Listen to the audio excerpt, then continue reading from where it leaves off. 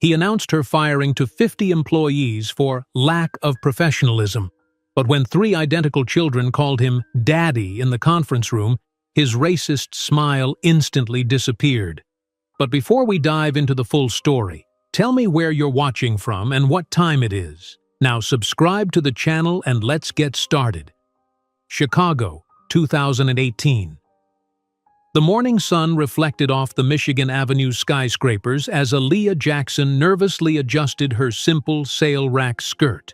At 26, the executive secretary at Whitmore Enterprises carried herself with quiet dignity despite the positive pregnancy test hidden in her purse that felt like it weighed a ton. For the past 6 weeks, she had been trying to schedule a private meeting with Marcus Whitmore, the company's CEO and the father of her unborn child, the result of one night after the company's year-end party. Their relationship had been brief but intense. Marcus, the third-generation heir to Whitmore Enterprises, with his Harvard MBA and Washington connections, had shown surprising interest in the secretary from the South Side. Aaliyah, who had graduated from Illinois State University with a full scholarship in business administration, saw this job as her chance to escape the cycle of poverty that trapped her community. The receptionist's voice broke through her thoughts. "Mr. Whitmore can see you now," she announced with a polite smile that didn't quite reach her eyes. Aaliyah took a deep breath, smoothing her jacket one final time before walking toward the imposing mahogany doors. Her heartbeat quickened with each step across the plush carpet. Marcus's office occupied the entire top floor, with panoramic views of Lake Michigan stretching into the horizon. The space screamed old money and power, antique furniture, original artwork, and floor-to-ceiling windows that made Chicago look like a toy city below. He didn't look up from his documents when Aaliyah entered. His perfectly tailored suit and carefully styled blonde hair complemented the aura of privilege that surrounded him like an expensive cologne. "I have 5 minutes, Jackson. Be brief." His voice was clipped, professional, nothing like the warm, seductive tone he had used during their intimate encounters. Aaliyah stood straight, summoning all her courage. "Marcus, I'm pregnant. The baby is yours." The silence that followed was deafening. The gentle hum of the building's ventilation system seemed to grow louder with each passing second. Marcus finally looked up, his handsome face transforming into a mask of contempt that Aaliyah would never forget. "A black secretary pregnant with a white CEO's baby?" His voice dropped to a glacial whisper. "That would ruin my reputation and the company my family built for generations." He opened his desk drawer and withdrew his checkbook with a practiced motion. "This should cover the problem. Use it for an abortion or disappear from Illinois, I don't care which. But you and that mixed-race bastard have no place in my life." The check for $50,000 slid across the polished desk surface, stopping inches from where Aaliyah stood frozen. "Marcus, I don't want your money. I thought we should talk about—" "There's nothing to talk about," he interrupted, pressing the intercom button on his desk. "Janet, please call HR and security." Aaliyah felt the blood drain from her face. "What are you doing? What's necessary?" His blue eyes, the same ones that had looked at her with desire months ago, now regarded her with cold calculation. 30 minutes later, Aaliyah found herself in the Human Resources conference room, surrounded by executives in suits who avoided meeting her gaze. Marcus stood dominating the meeting, his 6'2" frame towering over the seated department heads. "Miss Jackson is being terminated for unethical behavior and lack of professionalism," he announced.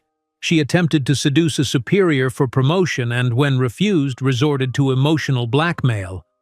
"That's a lie!" Aaliyah's voice cracked. "You know that's not how it happened." Marcus leaned down, his mouth close to her ear, voice low enough that only she could hear. "Go back to the ghetto you came from, Jackson. People like you will never belong in the world of people like me." 2 security guards entered the room, their expressions impassive. "Please escort Miss Jackson from the building," the HR director said, sliding a termination document across the table. "Sign this to acknowledge receipt of your final paycheck." With trembling fingers, Aaliyah signed the paper, aware of the curious stares from colleagues she had worked alongside for 2 years. People who had shared lunches with her, who had complimented her efficiency, who had asked for her help countless times. Now they watched in silent judgment as she was branded a manipulative seductress. One of the guards placed a cardboard box on the table. Her personal belongings had already been collected. Inside was her framed diploma, a wilting desk plant, and a photo of her deceased mother. "This way, ma'am," the guard said, not unkindly. Aaliyah held her head high as she walked through the open office area, past the whispers and averted gazes. The elevator ride down 30 floors felt eternal. With each passing floor, the reality of her situation sank deeper, jobless, pregnant, and completely alone.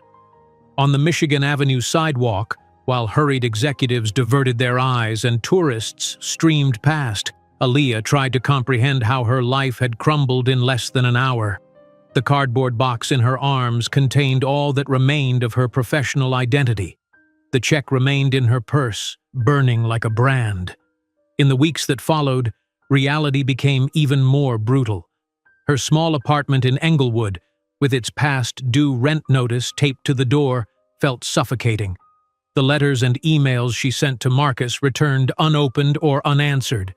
Each morning brought waves of nausea that had nothing to do with pregnancy and everything to do with anxiety. At a routine ultrasound in a crowded public clinic, the doctor frowned and adjusted the equipment. The grainy black and white image on the screen showed something unexpected.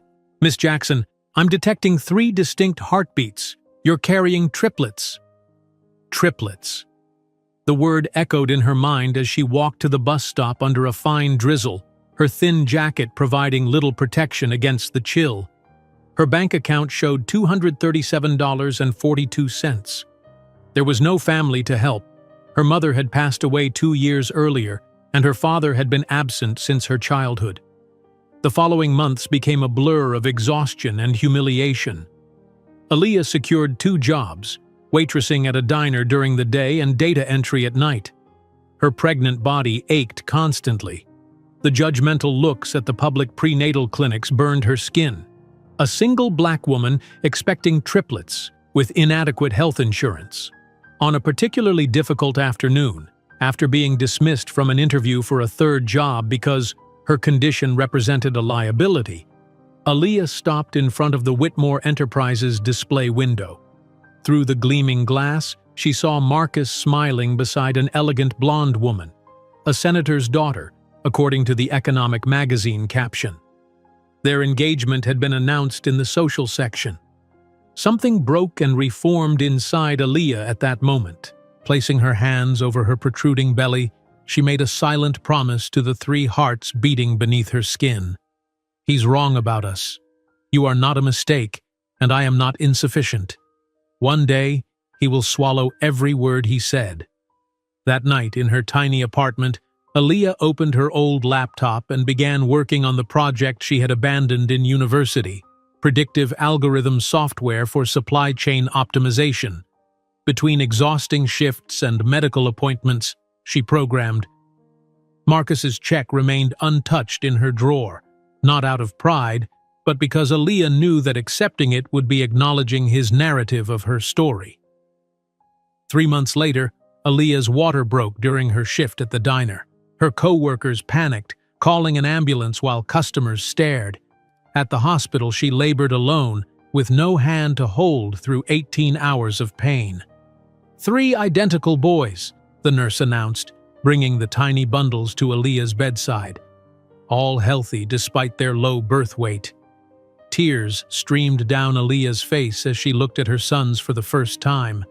Their skin was a shade lighter than hers, and when they briefly opened their eyes, she gasped at the unmistakable Whitmore blue staring back at her. "What will you name them?" the nurse asked, clipboard ready. Aaliyah looked at her 3 perfect boys, each weighing just over 4 pounds. Malcolm, Martin, and Marcus Jr. The nurse raised an eyebrow at the last name but said nothing as she wrote them down.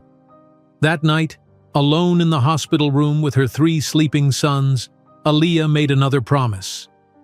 "I will build something so magnificent that one day he'll realize what he threw away, and when that day comes, we'll be untouchable." 2 days later, she was discharged with clear instructions for premature infant care but no clear path forward.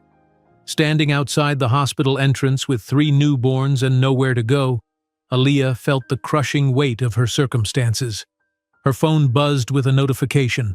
A startup incubator in Oakland was accepting applications for innovative tech projects. The deadline was in 2 weeks. Looking down at her sons, Aaliyah made a decision. "We're going to California, boys. Chicago has nothing left for us." With her remaining savings, she purchased 4 bus tickets, a grueling 3-day journey across the country with newborn triplets. Fellow passengers alternated between offering help and judgment. An elderly woman sitting across the aisle whispered loudly to her companion, "3 babies and no ring. What's wrong with young people today?" Aaliyah pretended not to hear, focusing instead on the coding problems she was solving in her mind while nursing Malcolm. Her path was clear now. She would transform her university project into a viable business, something that would provide for her sons and reclaim her dignity. Oakland greeted them with fog and uncertainty. The tiny studio apartment she could afford was in a neighborhood where sirens served as nightly lullabies.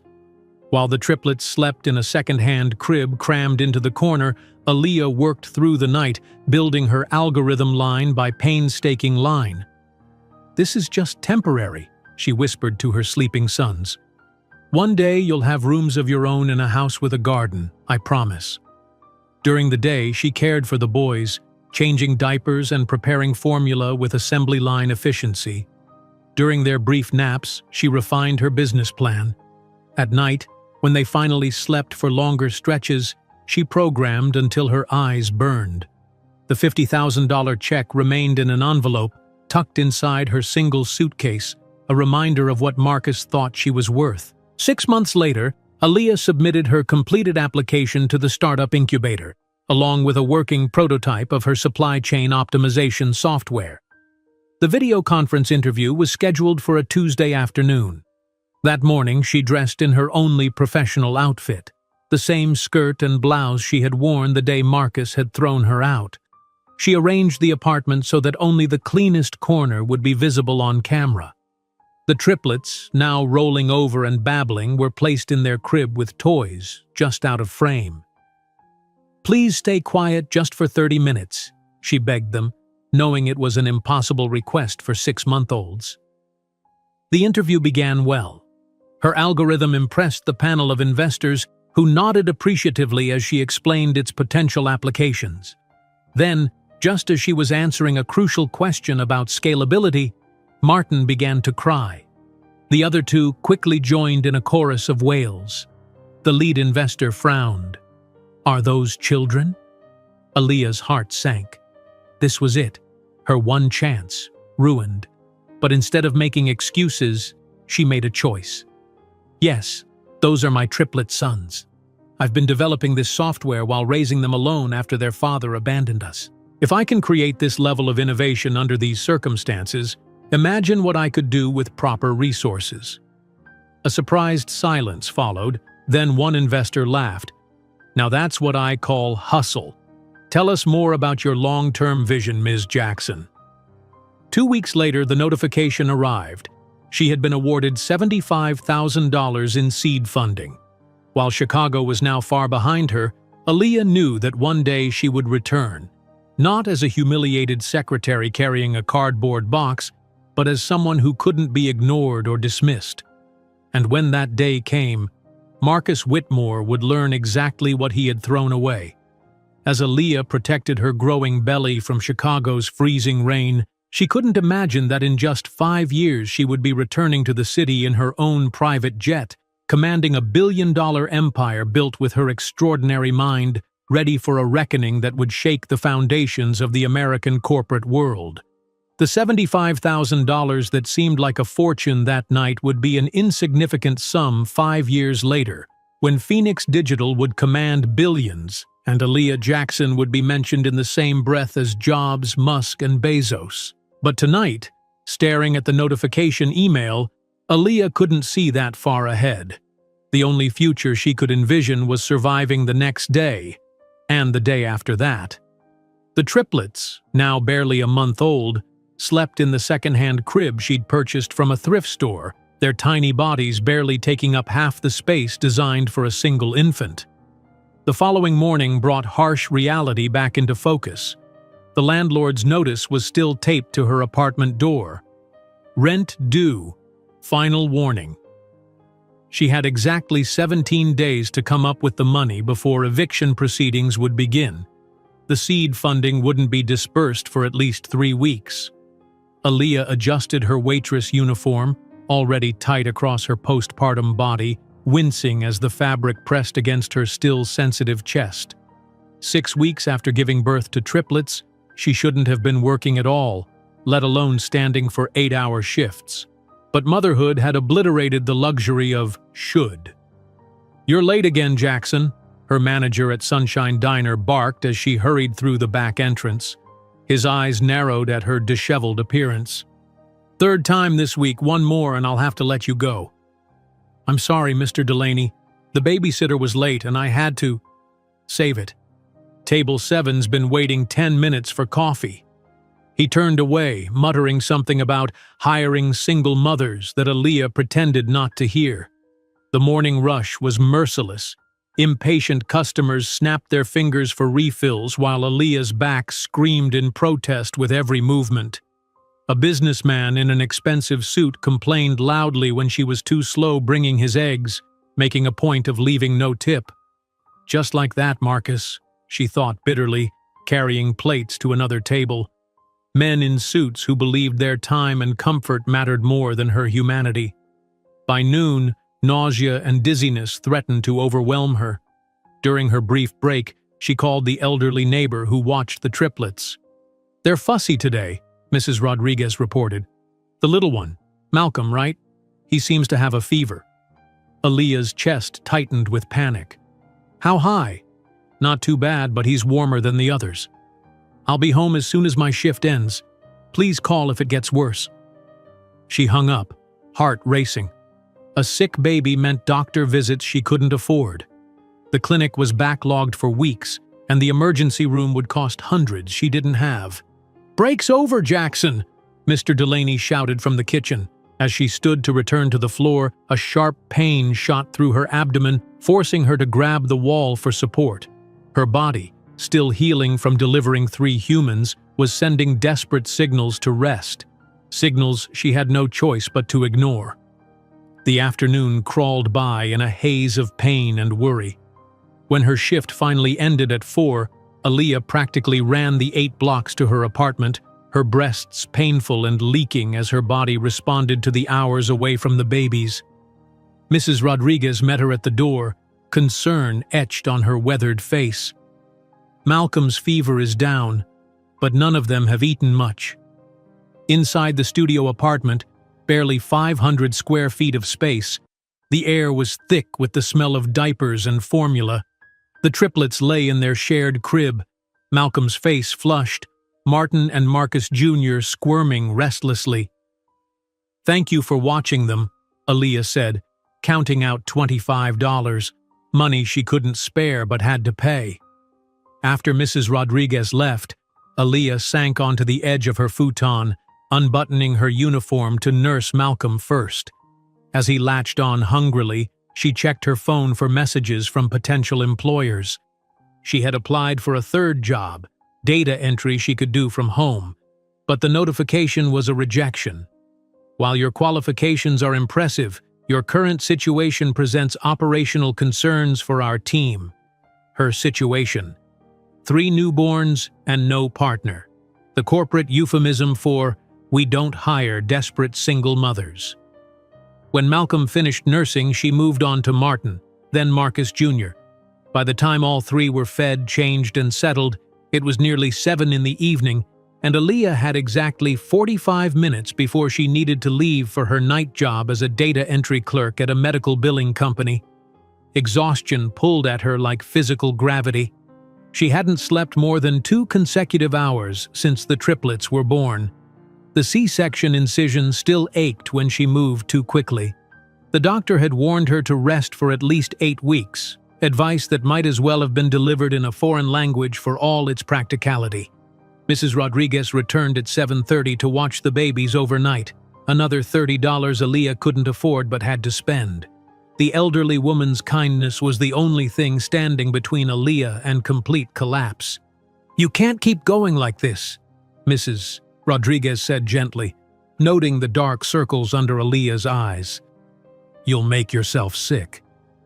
"Just until the funding comes through," Aaliyah promised, though both women knew that even $75,000 wouldn't last long with 3 infants in one of America's most expensive regions.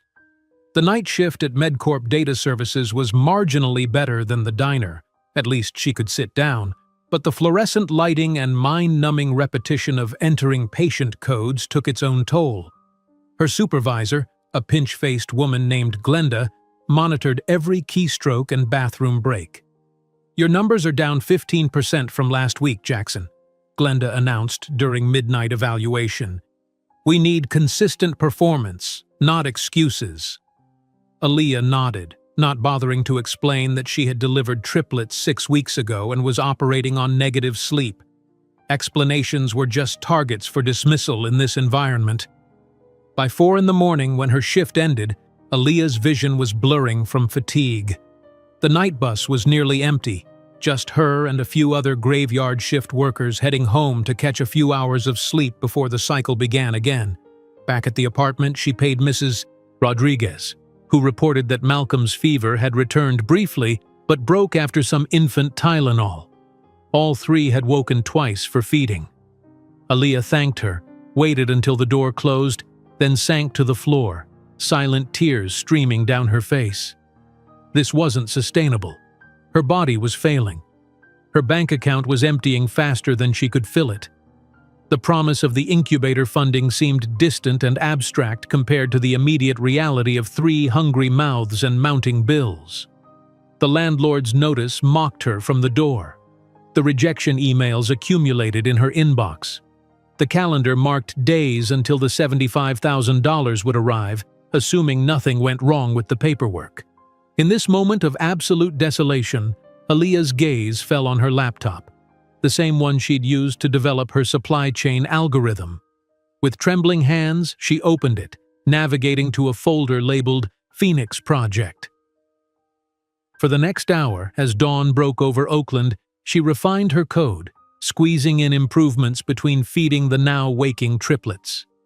Something about the work centered her, reminded her of who she was beyond the exhausted, struggling mother the world now saw. Sunday arrived, her only day without shifts at either job.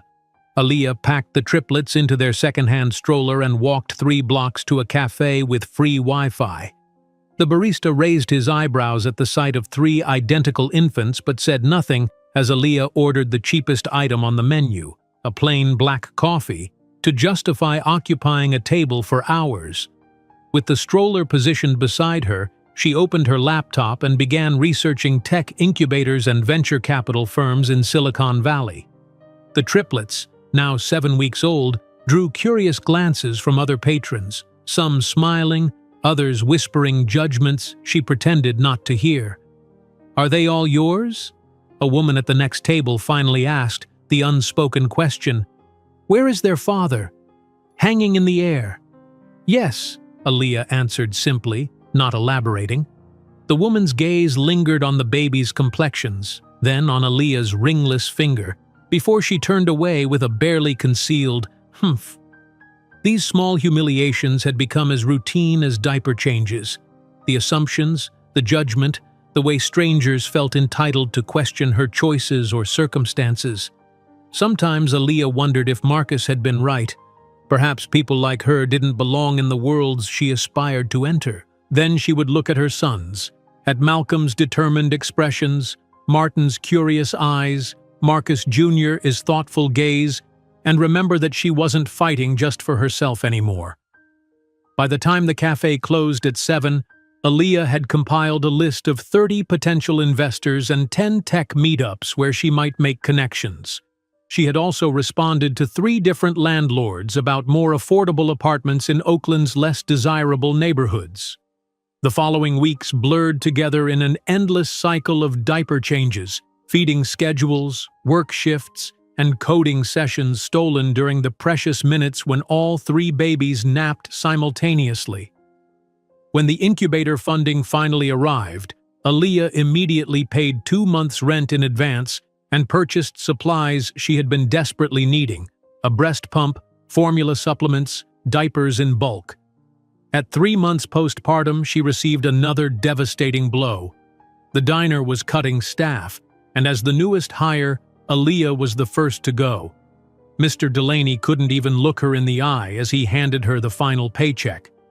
"You've got a lot on your plate," he said awkwardly. "Maybe it's for the best." That night, as the triplets slept fitfully, Aaliyah sat in the glow of her laptop screen, watching her carefully constructed budget crumble. Even with the incubator funding, she couldn't sustain 3 growing babies on just the data entry income. The childcare costs alone would consume most of her paycheck. The manila envelope containing Marcus's check sat in her drawer, untouched. $50,000 would solve her immediate problems. It would buy her time to develop her software without working night shifts. It would mean better nutrition, better housing, maybe even proper health care. But accepting that money meant accepting his narrative, that she and her children were problems to be solved with cash, inconveniences to be paid to disappear. It meant acknowledging that he had the power to define their worth. Aaliyah slid the envelope back into the drawer unopened. Instead, she pulled up the public library's schedule. They offered free childcare for 2 hours on Tuesdays and Thursdays, while parents used the computers. It wasn't much, but it was something. She would use those hours to refine her business plan and seek additional funding. When the triplets turned 4 months old, they had their first doctor's appointment that wasn't covered by emergency postpartum care. The pediatrician's office required a $200 deposit before seeing them, money Aaliyah had to pull from her dwindling savings. "They're doing remarkably well," the doctor noted, examining each baby in turn. "Still on the small side, but their development is on track. You're doing an excellent job, Ms. Jackson." The validation, the first she'd received in months, brought unexpected tears to her eyes. "Thank you," she whispered. "Is their father involved at all?" the doctor asked, updating their charts. "No." The doctor nodded without judgment. "There are some resources for single parents that might help. I'll have the nurse print information for you." The resources turned out to be food banks, diaper drives, and support groups that met during hours Aaliyah worked. Still, she tucked the papers carefully into her bag. Every small help mattered now. That night, she updated her Phoenix Project code, implementing improvements based on research she'd done at the library. The algorithm was becoming more sophisticated, more valuable. In the harsh glow of the laptop screen, with 3 sleeping babies beside her and bills piled on the counter, Aaliyah allowed herself to imagine a different future, one where her creation provided not just survival, but prosperity. At 5 months, the triplets began showing distinct personalities. Malcolm was the bold one, always reaching for new objects. Martin watched everything with intense focus. Marcus Jr., the smallest, was quiet and observant, his eyes, so like his father's, taking in the world with apparent consideration. When they reached 6 months, Aaliyah made a decision. The data entry job was barely covering expenses, and the hours away from her sons felt increasingly painful. With trembling fingers, she typed her resignation email, then opened a new document. Phoenix Digital Solutions, Business Plan. For the next week, she lived on instant noodles and coffee, coding during naps and after bedtime, refining her pitch deck for potential investors. The incubator would provide another showcase in 2 months. She needed to have a more advanced prototype by then. On a rainy Tuesday, while the triplets napped in their crib, now becoming crowded as they grew, Aaliyah looked out at the Oakland streets below her window. Somewhere out there was the future she was fighting for. Somewhere beyond the struggle and exhaustion was a world where her sons would never know the humiliation she had endured, where they would never be deemed insufficient by men like Marcus Whitmore. The $75,000 that seemed like a fortune that night would be an insignificant sum 5 years later, when Phoenix Digital would command billions and Aaliyah Jackson would be mentioned in the same breath as Jobs, Musk, and Bezos. The rain pounded against the thin windows of Aaliyah's Oakland apartment as she stared at the eviction notice in her hand. 3 months had passed since the incubator funding, and despite her careful budgeting, the money was nearly gone. Silicon Valley's merciless cost of living had consumed most of it, leaving her with difficult choices that seemed to multiply by the day. Final warning before legal proceedings, the notice stated in bold red letters. Aaliyah glanced at the 3 babies, now 6 months old, who shared the second-hand crib in the corner of her studio apartment. Malcolm was teething, his face flushed with discomfort. Martin and Marcus Jr. slept fitfully, as if sensing their mother's distress. She had less than 48 hours to decide, pay the rent or purchase the computer components she needed to complete her prototype. Either choice meant sacrificing something essential. A knock at the door startled her. Mrs. Rodriguez, her elderly neighbor who had become an unexpected ally, stood in the hallway with a concerned expression. "The landlord was asking about you again," she said quietly. "I heard him telling someone he's already found new tenants." Aaliyah's stomach tightened. "I've been looking for another place, but everything's so expensive and most landlords won't rent to someone with triplets." Mrs. Rodriguez pressed a small envelope into her hand. "It's not much, just $200. My Social Security came yesterday." "I can't take your money." "You can and you will," the older woman insisted. "Pay me back when you're a rich tech genius." That night, after Mrs. Rodriguez left and the babies were finally sleeping, Aaliyah made a decision. She would move to a smaller, cheaper apartment in a less desirable neighborhood. The money saved on rent would buy her more development time for her software. The new apartment was half the size of her already tiny studio, located above a convenience store that stayed open all night. The constant noise and the occasional waft of cigarette smoke from customers lingering outside were just 2 of its many flaws. But the rent was $300 less per month, money that could go toward building her future. Moving day was a testament to how little she owned. One taxi ride transported everything: the crib, a futon mattress, 2 plastic storage bins of baby clothes, her laptop, and a bag of diapers. The triplets, now nearly 7 months old, watched with curious eyes as their world was dismantled and reassembled in the span of 3 hours. That evening, as truck engines rumbled below and the babies fussed in their increasingly cramped crib, Aaliyah set up her workstation on an overturned box. With a determination that had become her trademark, she began the night's work session, coding with her right hand while rocking Marcus Jr. with her left. When dawn broke, she had completed another module of her algorithm. Progress measured in lines of code, in small victories wrested from the jaws of exhaustion. The new routine was even more brutal than before. On Sundays, Aaliyah packed the triplets into their stroller and walked 6 blocks to Wired Coffee, the only cafe in the area with reliable Wi-Fi. The first few visits earned her suspicious glances from the baristas. A young black woman with 3 identical babies clearly wasn't their typical customer. But after several weeks of purchasing a single black coffee and occupying a corner table for hours, they began to warm to her presence. "Working on something big?" asked a barista named Tyler one Sunday, nodding toward her laptop screen filled with code. "Supply chain optimization software," Aaliyah replied, surprised by the interest. "My brother works at a startup in Palo Alto. They're always looking for new tech. Want me to mention your project to him?" These small connections became lifelines. A conversation here, a referral there. Slowly, Aaliyah began building a network despite her constraints. As the triplets approached 8 months, they became more active and vocal, making Aaliyah's coding sessions increasingly difficult. She adapted by working in 20-minute increments, taking advantage of brief moments when all three were momentarily content. One night, as she nursed Malcolm while typing one-handed, Martin pulled himself up to standing using the futon.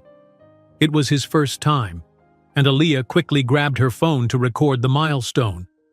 By the time she positioned the camera, Martin had already plopped back down, but the moment had passed unrecorded. These were the sacrifices that weighed heaviest. The milestones missed or only half-witnessed because she was splitting her attention between motherhood and survival. When the babies reached 9 months, Aaliyah faced another crisis. The data entry company where she still worked remotely was closing its Oakland office. Her supervisor offered condolences but no solutions. Another income stream vanished overnight. That evening, sitting on her futon with Malcolm attempting to crawl across her lap, Martin exploring a plastic container, and Marcus Jr. watching them both with his thoughtful gaze, Aaliyah made another pivotal decision. She would apply for a spot in a more prestigious accelerator program, one that offered not just funding but mentorship and connections. The application required a video pitch. For 3 days, Aaliyah prepared obsessively, rehearsing her presentation while changing diapers and preparing bottles. She cleaned the least cluttered corner of her apartment, hung a sheet as a backdrop, and borrowed a better webcam from a neighbor. The morning of the video call, disaster struck. All 3 babies woke with colds, feverish and miserable. Mrs. Rodriguez, who had agreed to watch them during the call, was herself bedridden with arthritis pain. Aaliyah paced the small apartment, 3 cranky infants crying in different pitches, the clock ticking toward her scheduled pitch. 10 minutes before the call, she made a choice born of desperation. She set up the triplets in their crib just out of camera view, surrounded them with their favorite toys, and prepared 3 bottles. When the Zoom call connected, showing 5 investors in sleek conference rooms across the country, Aaliyah smiled with a confidence she didn't feel. She launched into her presentation, explaining her algorithm's potential to revolutionize global logistics while reducing carbon emissions. 3 minutes in, Malcolm let out a wail. The other 2 quickly joined the chorus. Aaliyah saw the investors exchange glances, confusion evident on their faces. "Excuse me," she said, stepping briefly out of frame to hand out bottles.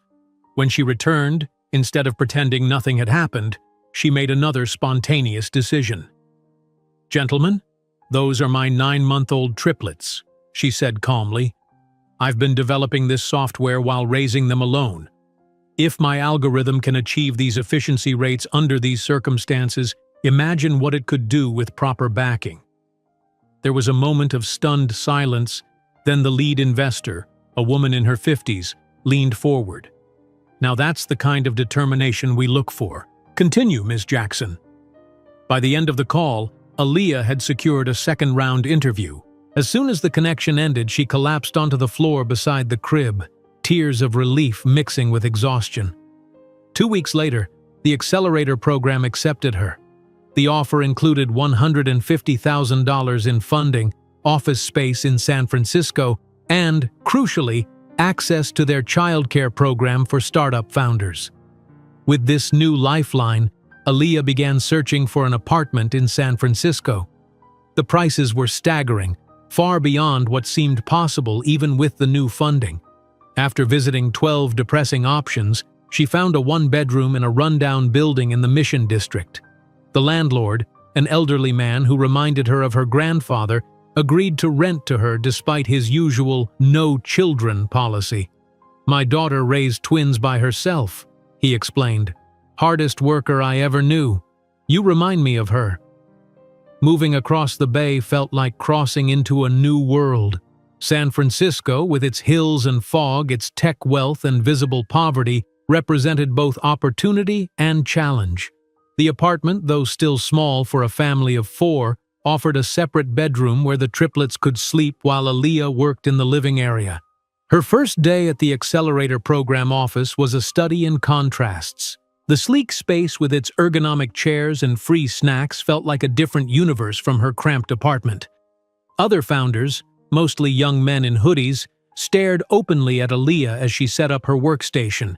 her professional attire marking her as different even before they learned about her 3 babies. "You're the algorithm woman," one of them said during lunch. "Word is you coded it while raising triplets. That true?" "Word travels fast," Aaliyah replied, neither confirming nor denying. By the end of the first week, she had established a new routine. Mornings began at 5, getting herself and the triplets ready.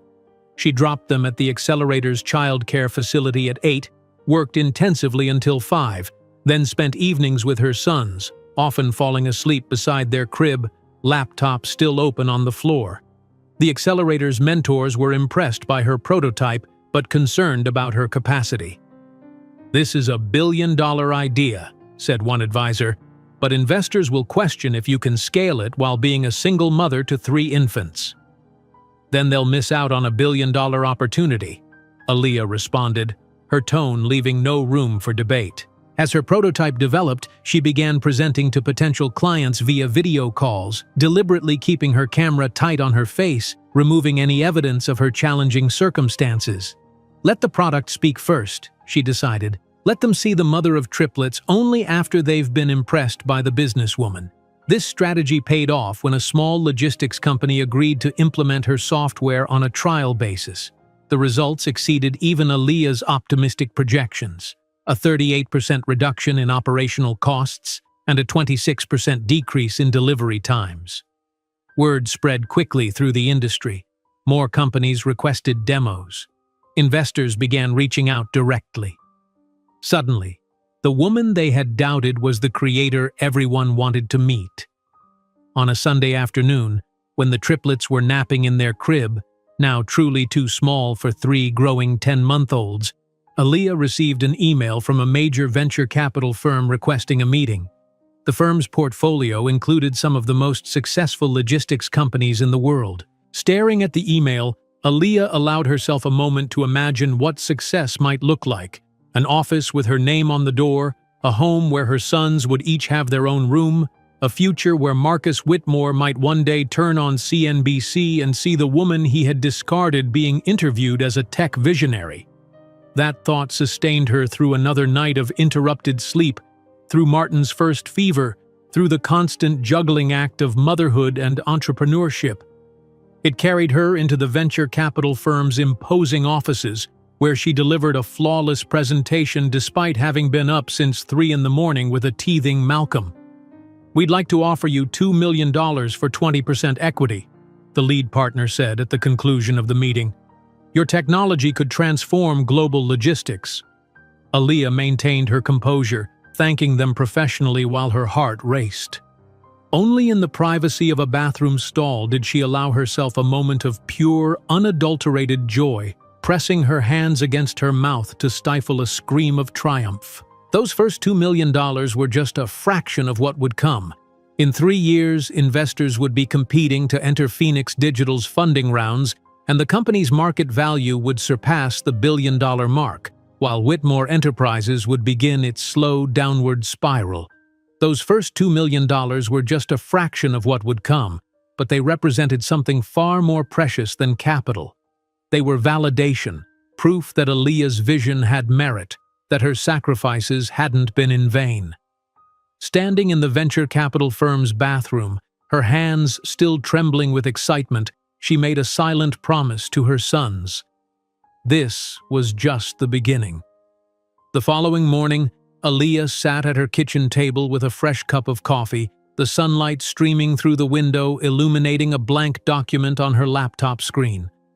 At the top, she typed 5 words that made her heart race. Phoenix Digital Solutions. Incorporation Documents. The name wasn't chosen randomly. When Aaliyah had left Chicago, humiliated and pregnant, she'd felt reduced to ashes. Now, like the mythical bird, she was rising anew, stronger and more magnificent than before. The symbolism wasn't subtle, but it didn't need to be. This was her rebirth story. "What do you think, boys?" she asked the triplets, who were attempting to feed themselves breakfast with varying degrees of success. Malcolm had managed to get more banana in his hair than his mouth, while Martin methodically picked up each piece with surprising dexterity. Marcus Jr. watched his brothers intently before mimicking their movements with careful precision. 36 hours later, Phoenix Digital Solutions existed as more than just an idea. With her newly acquired funding, Aaliyah leased a small office space in a co-working building that catered to startups. It wasn't glamorous, just 2 rooms with basic furniture, but it was hers, with Phoenix Digital now printed on the door. Her first order of business was hiring an assistant. After interviewing 7 candidates who seemed more interested in the funding than the vision, Aaliyah met Zoe Chen, a recent UC Berkeley graduate with a degree in business administration.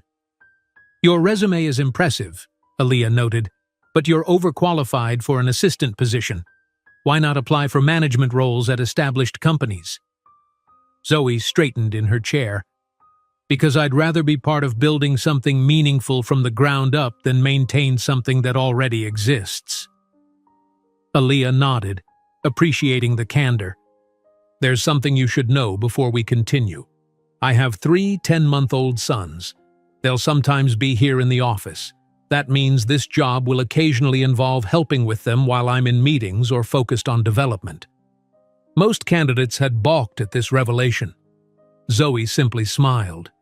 "I'm the oldest of 4. I practically raised my younger siblings while my parents worked. I don't mind helping with your children. I admire what you're trying to do here, both professionally and personally." By the end of the week, Zoe had transformed from candidate to invaluable ally.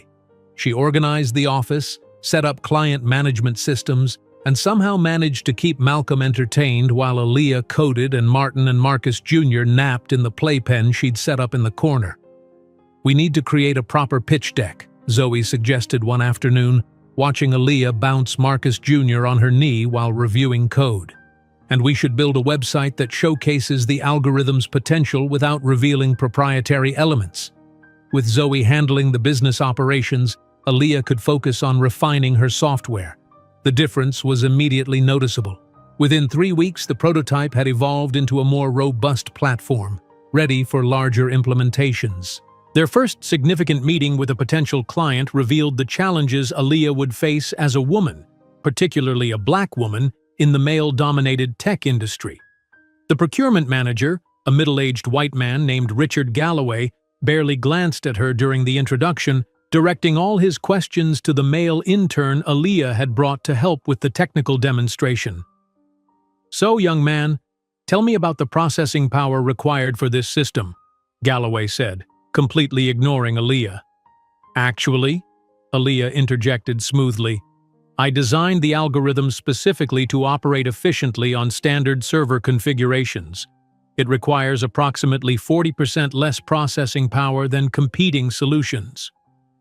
Galloway blinked, finally turning to look at her. "You designed it? I assumed you were the presentation assistant."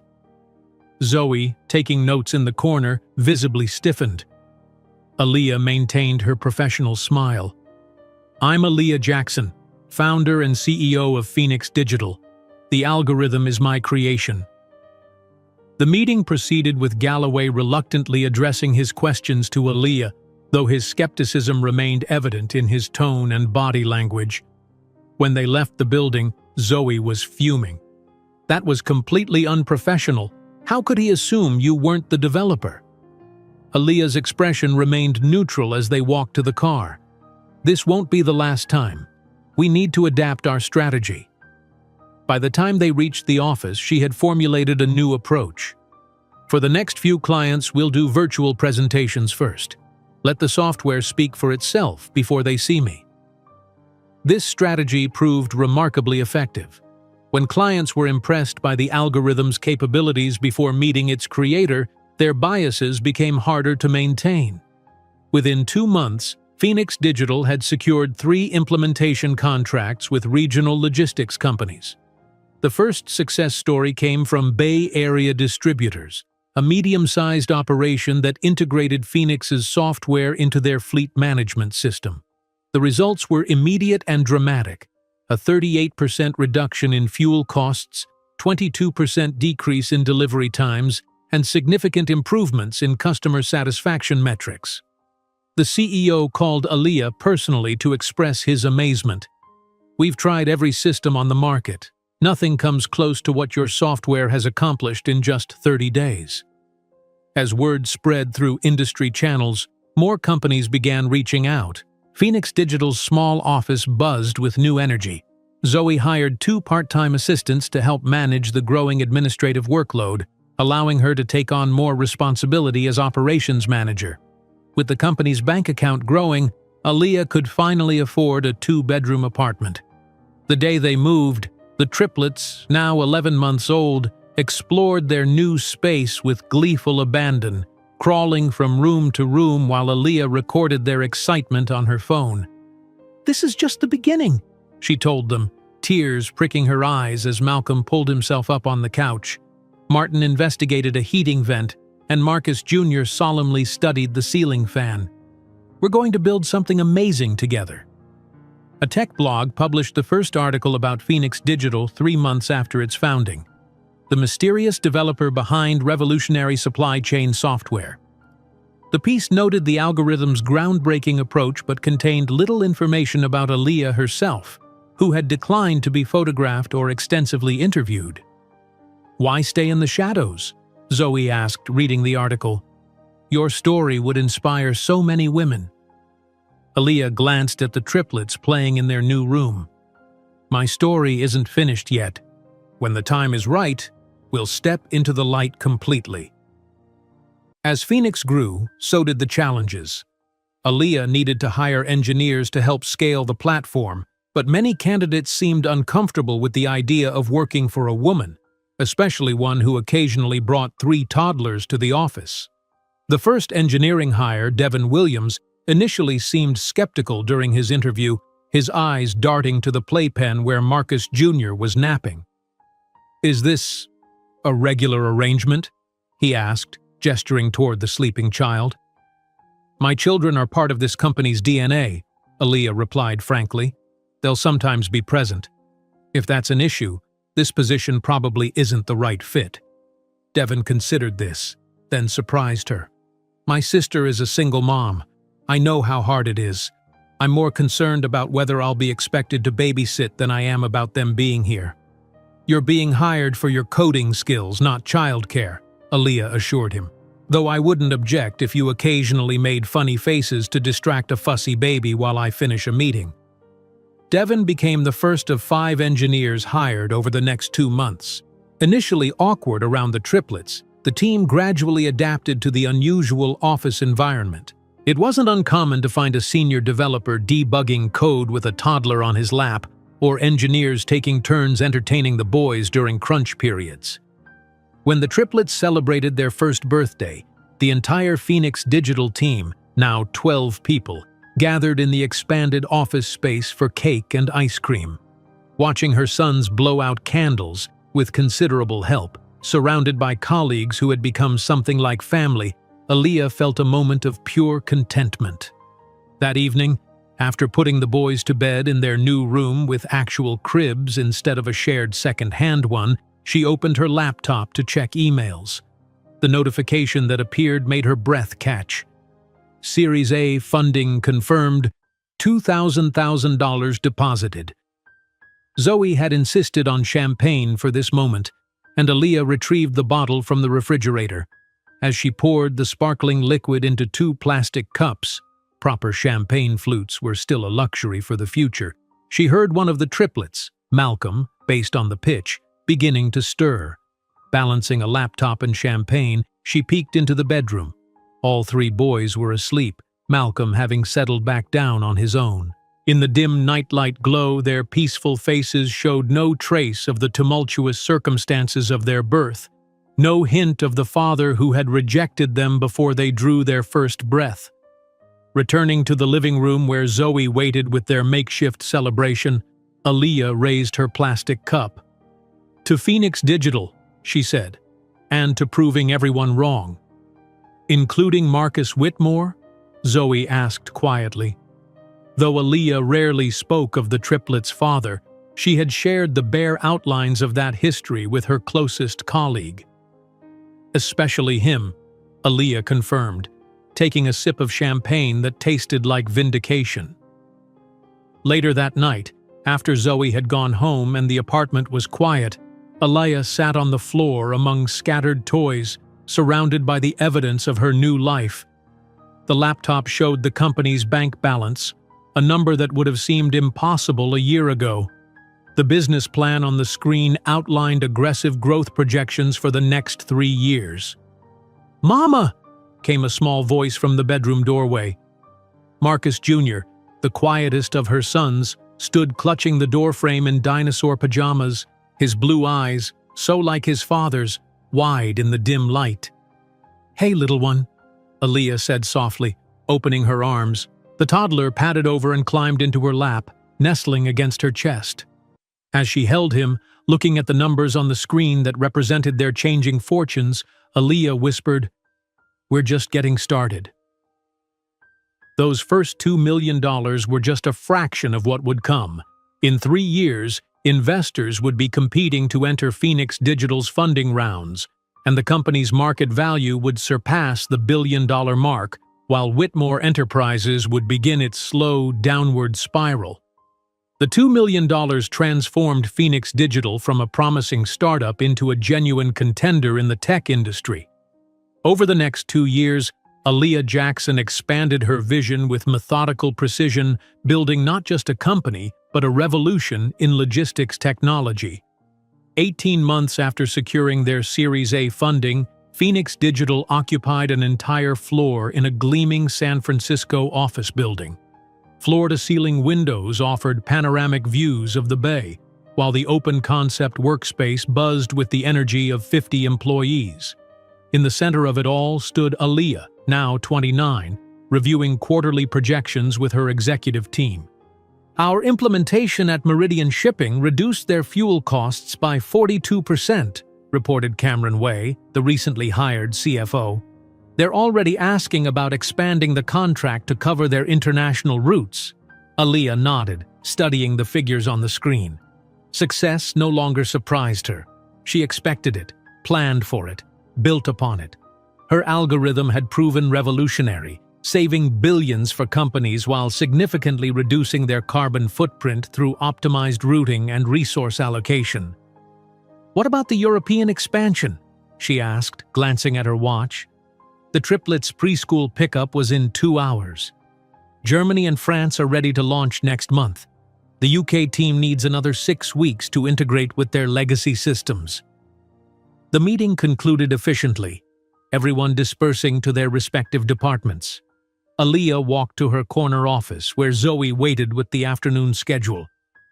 "The journalist from Tech Innovator canceled," Zoe said, following Aliyah into the sleek minimalist space.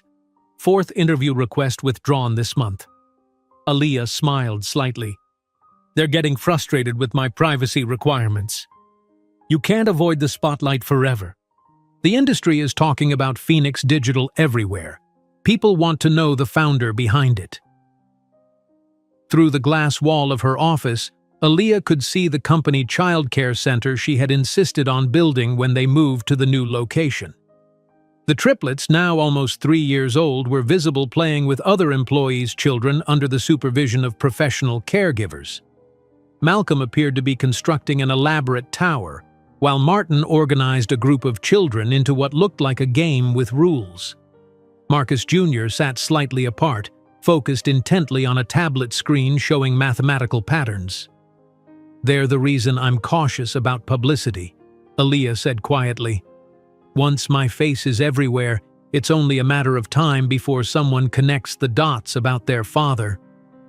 Zoe, who had been with Aliyah since the beginning and knew the full story of Marcus Whitmore, nodded in understanding. "Your call. But the Forbes 30 Under 30 list isn't something you can easily decline. It's major validation." The email had arrived that morning. Aliyah Jackson had been selected for the prestigious Forbes list, recognizing the most influential young entrepreneurs in America. The honor required a photo shoot and interview. "I'll do it," Aliyah decided after a moment, "but on my terms. Limited personal questions, and I choose which photographs they use." Later that afternoon, Aaliyah walked through the childcare center, greeting staff members who had become like extended family to the triplets. The boys rushed to her with the unrestrained joy of toddlers seeing their mother after a few hours' separation. "Mama, I built a city," Malcolm announced, tugging her hand toward his block construction. "My team won the treasure hunt," Martin reported proudly. Marcus Jr. simply hugged her legs, then looked up with those piercing blue eyes that sometimes still made her breath catch, an unmistakable reminder of their paternity. As the family drove home to their new house in Pacific Heights, a Victorian with enough bedrooms for each child to have his own space, Aaliyah listened to the boys chatter about their day. Her life had developed a rhythm that, while demanding, felt sustainable. Mornings began with family breakfast before dropping the boys at the company childcare. Days were filled with strategy meetings, development oversight, and client calls. Evenings belonged exclusively to her sons. Dinner, bath time, bedtime stories, and tucking in before she returned to work remotely after they fell asleep. What remained conspicuously absent was any semblance of a personal life. Aaliyah hadn't been on a date since that fateful night with Marcus Whitmore nearly 4 years ago. Between single motherhood and building a rapidly growing company, romance seemed like a luxury from another lifetime. "Ms. Jackson, the Forbes reporter will be here at 9 tomorrow," Zoe reminded her as they reviewed the next day's schedule via video call after the boys were asleep. "Have legal prepare the standard NDAs about my children," Aaliyah responded, typing notes on her laptop, "and inform the team I'll be unavailable between 3 and 5 for the boys' pediatrician appointment." The Forbes interview took place in Phoenix Digital's conference room. The reporter, a woman in her 40s with sharp eyes and sharper questions, seemed determined to uncover the person behind the success story. "Your algorithm has revolutionized how global shipping operates," she began, recording device between them. "What inspired its development?"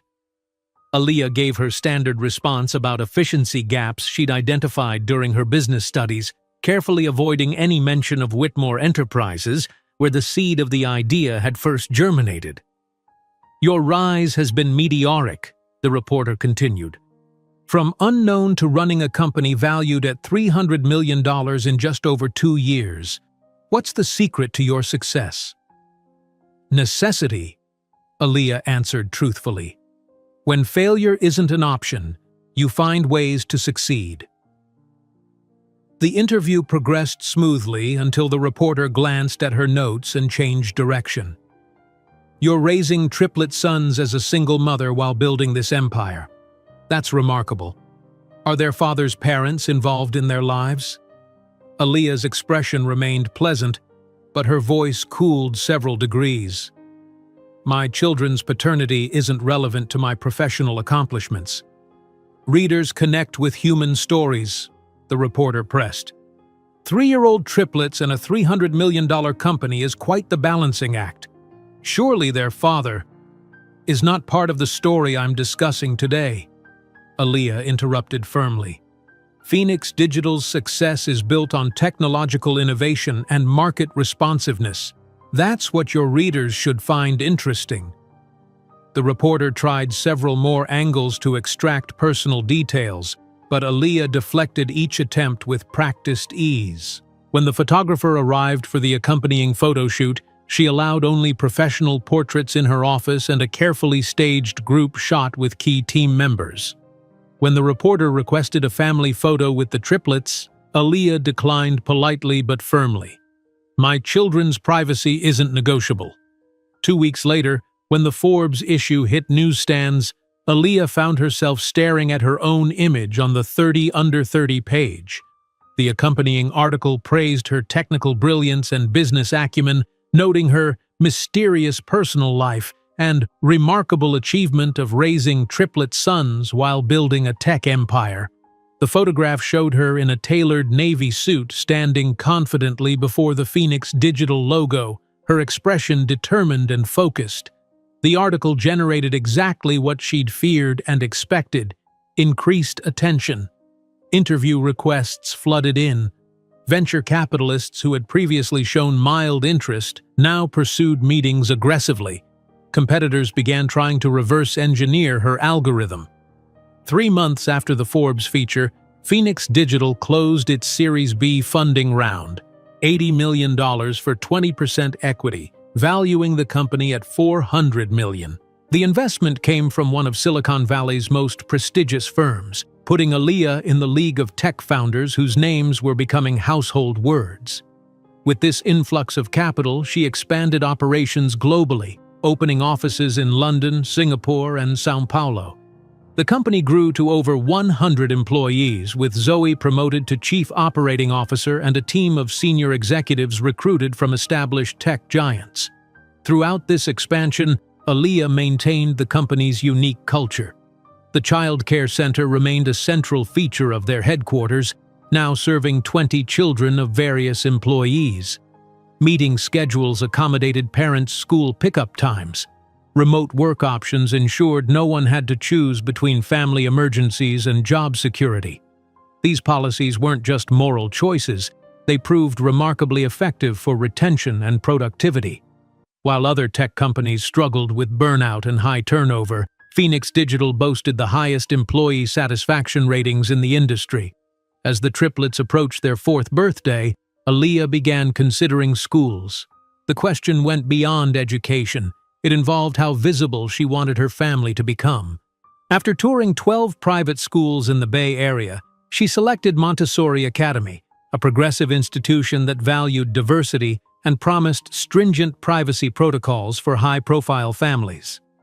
The admissions director had raised an eyebrow when meeting the 3 identical boys with their striking blue eyes, but asked no questions about their paternity.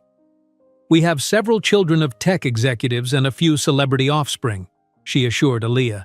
"Discretion is our specialty." On a crisp autumn morning, Aaliyah sat in her expanded office, reviewing acquisition proposals for smaller tech companies whose innovations could enhance Phoenix Digital's platform. A notification appeared on her screen. Whitmore Enterprises' quarterly report had been released, showing a 17% decline in revenue compared to the previous year. Aaliyah allowed herself a moment to study the report. Marcus Whitmore's company was struggling, not failing dramatically but slowly losing market share and relevance. Poor strategic decisions, failure to innovate, and increasing competition had eroded the once dominant position his family had built over generations. She closed the report without comment, turning her attention back to Phoenix's expansion plans. Her personal vindication would come, but business success remained her priority. That evening, while the boys played in the garden of their Pacific Heights home, a $5 million property purchased outright the previous month, Aaliyah's realtor called with news about another property she'd been considering. The estate in Atherton just came back on the market, the realtor informed her. 15 acres, 8 bedrooms, pool, tennis court, guest house. Last asking price was $17 million, but they might accept $15. Aaliyah watched her sons through the window as she considered the offer. Malcolm was leading his brothers in what appeared to be an expedition through the shrubbery, a natural leader even at 4.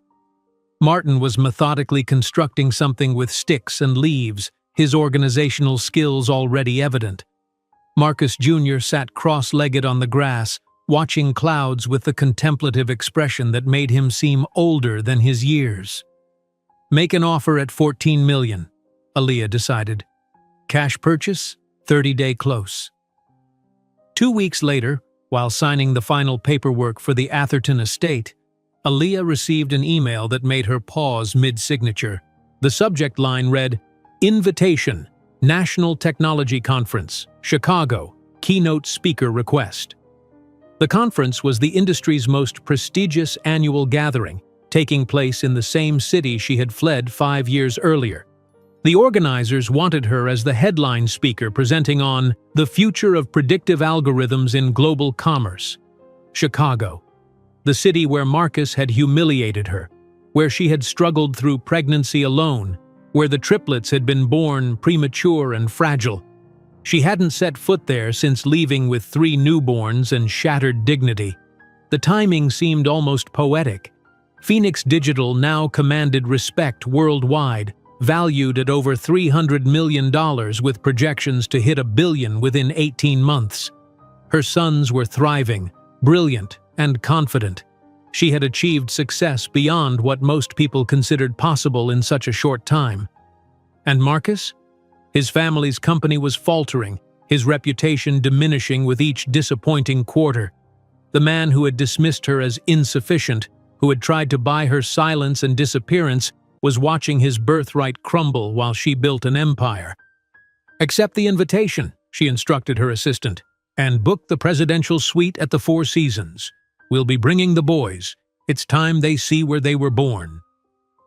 That night, Malcolm asked the question that had been coming for some time. "Mama, why don't we have a daddy like other kids?" Aaliyah gathered all three boys onto the sofa, choosing her words carefully. "Some families have a mommy and daddy, others just a mommy or just a daddy. Our family is perfect just the way it is." "But where is our daddy?" Martin persisted, always the one to seek concrete answers. "He lives in Chicago," Aaliyah replied, deciding on a version of truth they could understand at 4. "Where you were born. We're going to visit that city soon." "Will we see him?" Marcus Jr. asked quietly. Aaliyah kissed his forehead, those blue eyes, so like their father's, looking up at her trustingly. "Perhaps. We'll see." While contemplating the invitation to return to Chicago as the guest of honor, Aaliyah didn't know she was about to initiate the final phase of her plan, a plan that had begun that rainy afternoon when Marcus Whitmore had expelled her from Whitmore Enterprises, and which was now approaching its extraordinary conclusion. While contemplating the invitation to return to Chicago as the guest of honor, Aaliyah didn't know she was about to initiate the final phase of her plan, a plan that had begun that rainy afternoon when Marcus Whitmore had expelled her from Whitmore Enterprises, and which was now approaching its extraordinary conclusion. In her sleek, glass-walled office overlooking San Francisco Bay, Aaliyah swiveled her chair toward the panoramic view, the invitation to the National Technology Conference still open on her tablet.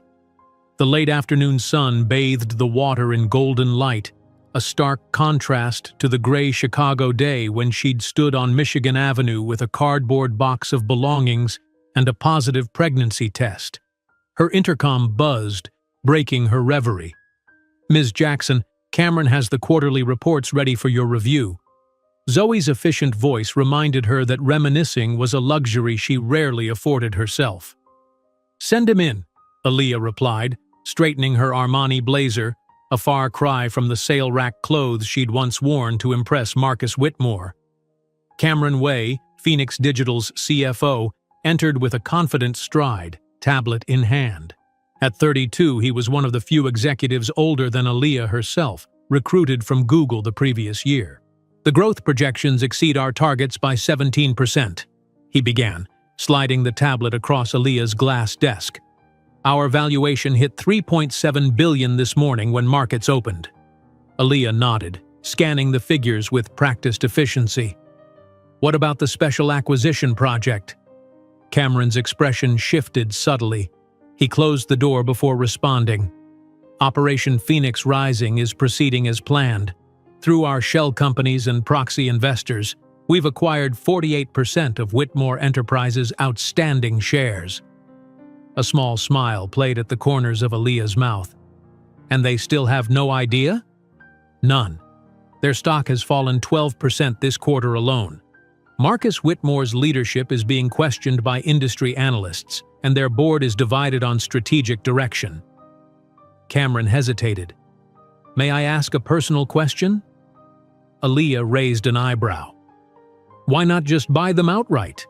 We have the capital. Why the elaborate secrecy?" Aaliyah turned back toward the bay, watching a sailboat cut through the water. "Timing, Cameron.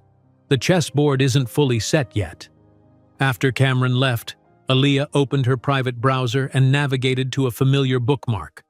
Whitmore Enterprises executive page. Marcus Whitmore's corporate headshot stared back at her, still handsome at 34 but with new lines around his eyes, his smile not quite reaching them. The senator's daughter he'd chosen over Aaliyah was notably absent from recent company events, their much-publicized marriage having ended in divorce the previous year. Aaliyah closed the browser and buzzed her assistant. Please confirm our attendance at the Chicago conference. The triplets will accompany me." That evening, as her driver navigated the winding roads to their Atherton estate, Aaliyah's thoughts remained fixed on the acquisition numbers. 48%, just 3% shy of controlling interest. With that final 3%, she could complete the circle that began with Marcus pushing her out of his office and his life. The car pulled through the imposing gates of the 15-acre property she now called home. 3 energetic boys raced down the marble steps to greet her, followed by their nanny, a former early childhood education specialist who managed their after-school hours. "Mama, I built a robot that actually moves," Malcolm announced, grabbing her hand as she exited the car. "I memorized all the capitals of Europe," Martin added, not to be outdone. Marcus Jr., always more reserved, simply slipped his small hand into hers. "Will you read with me tonight?" Aaliyah kissed each boy's forehead, marveling at how their personalities had developed so distinctly despite their identical appearance. At nearly 5 years old, they were tall for their age, with the same caramel skin and startling blue eyes that marked them unmistakably as Marcus Whitmore's sons. "Of course I'll read with you," she promised. "But first, I have exciting news. We're going on a trip to Chicago next month." "Where we were born?"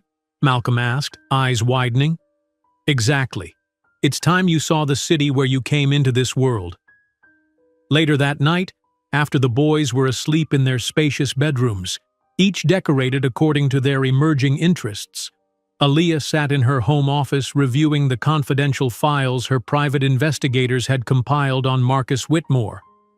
The report painted a picture of a man struggling to maintain the facade of success. His marriage had collapsed amid rumors of infidelity. Whitmore Enterprises had lost significant market share to more innovative competitors. The board, once populated entirely by his father's old allies, was increasingly filled with members questioning his leadership. Most notably, Marcus had been photographed entering an addiction treatment facility 6 months earlier, though the family had publicly claimed he was on a strategic planning retreat. Aaliyah closed the file, feeling a complex emotion she couldn't quite name. Not quite satisfaction, not quite pity, perhaps a cold acknowledgement that the universe had its own sense of justice. The next morning, she convened her executive team to discuss the Chicago conference strategy. Phoenix Digital would not only showcase their revolutionary software but also announce their expansion into hardware, smart devices that would integrate seamlessly with their logistics platform. "The media coverage will be extensive," her marketing director noted. "Are you prepared to finally step fully into the spotlight? The mystery CEO angle has served us well, but at some point—" "I'm ready," Aaliyah interrupted. "Chicago is the perfect place to introduce Phoenix Digital's complete vision and its founder to the world." As the meeting concluded, Zoe remained behind, concern evident in her expression. "Are you sure about bringing the boys to Chicago? You know who else will be at that conference." Aaliyah's gaze was steady. "I'm counting on it." That afternoon, while observing the triplets during their weekly assessment with the private educational consultant she'd hired, Aaliyah noticed how much Marcus Jr. resembled his father, not just physically, but in his methodical approach to problem-solving. "Your sons show extraordinary aptitude," Dr. Winters reported afterward. "Malcolm's leadership skills and emotional intelligence are off the charts. Martin's organizational abilities and memory retention are exceptional. And Marcus Jr., his mathematical reasoning is simply remarkable for a child his age.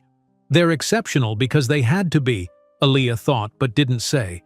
Instead, she nodded and asked practical questions about enrichment activities and potential schools.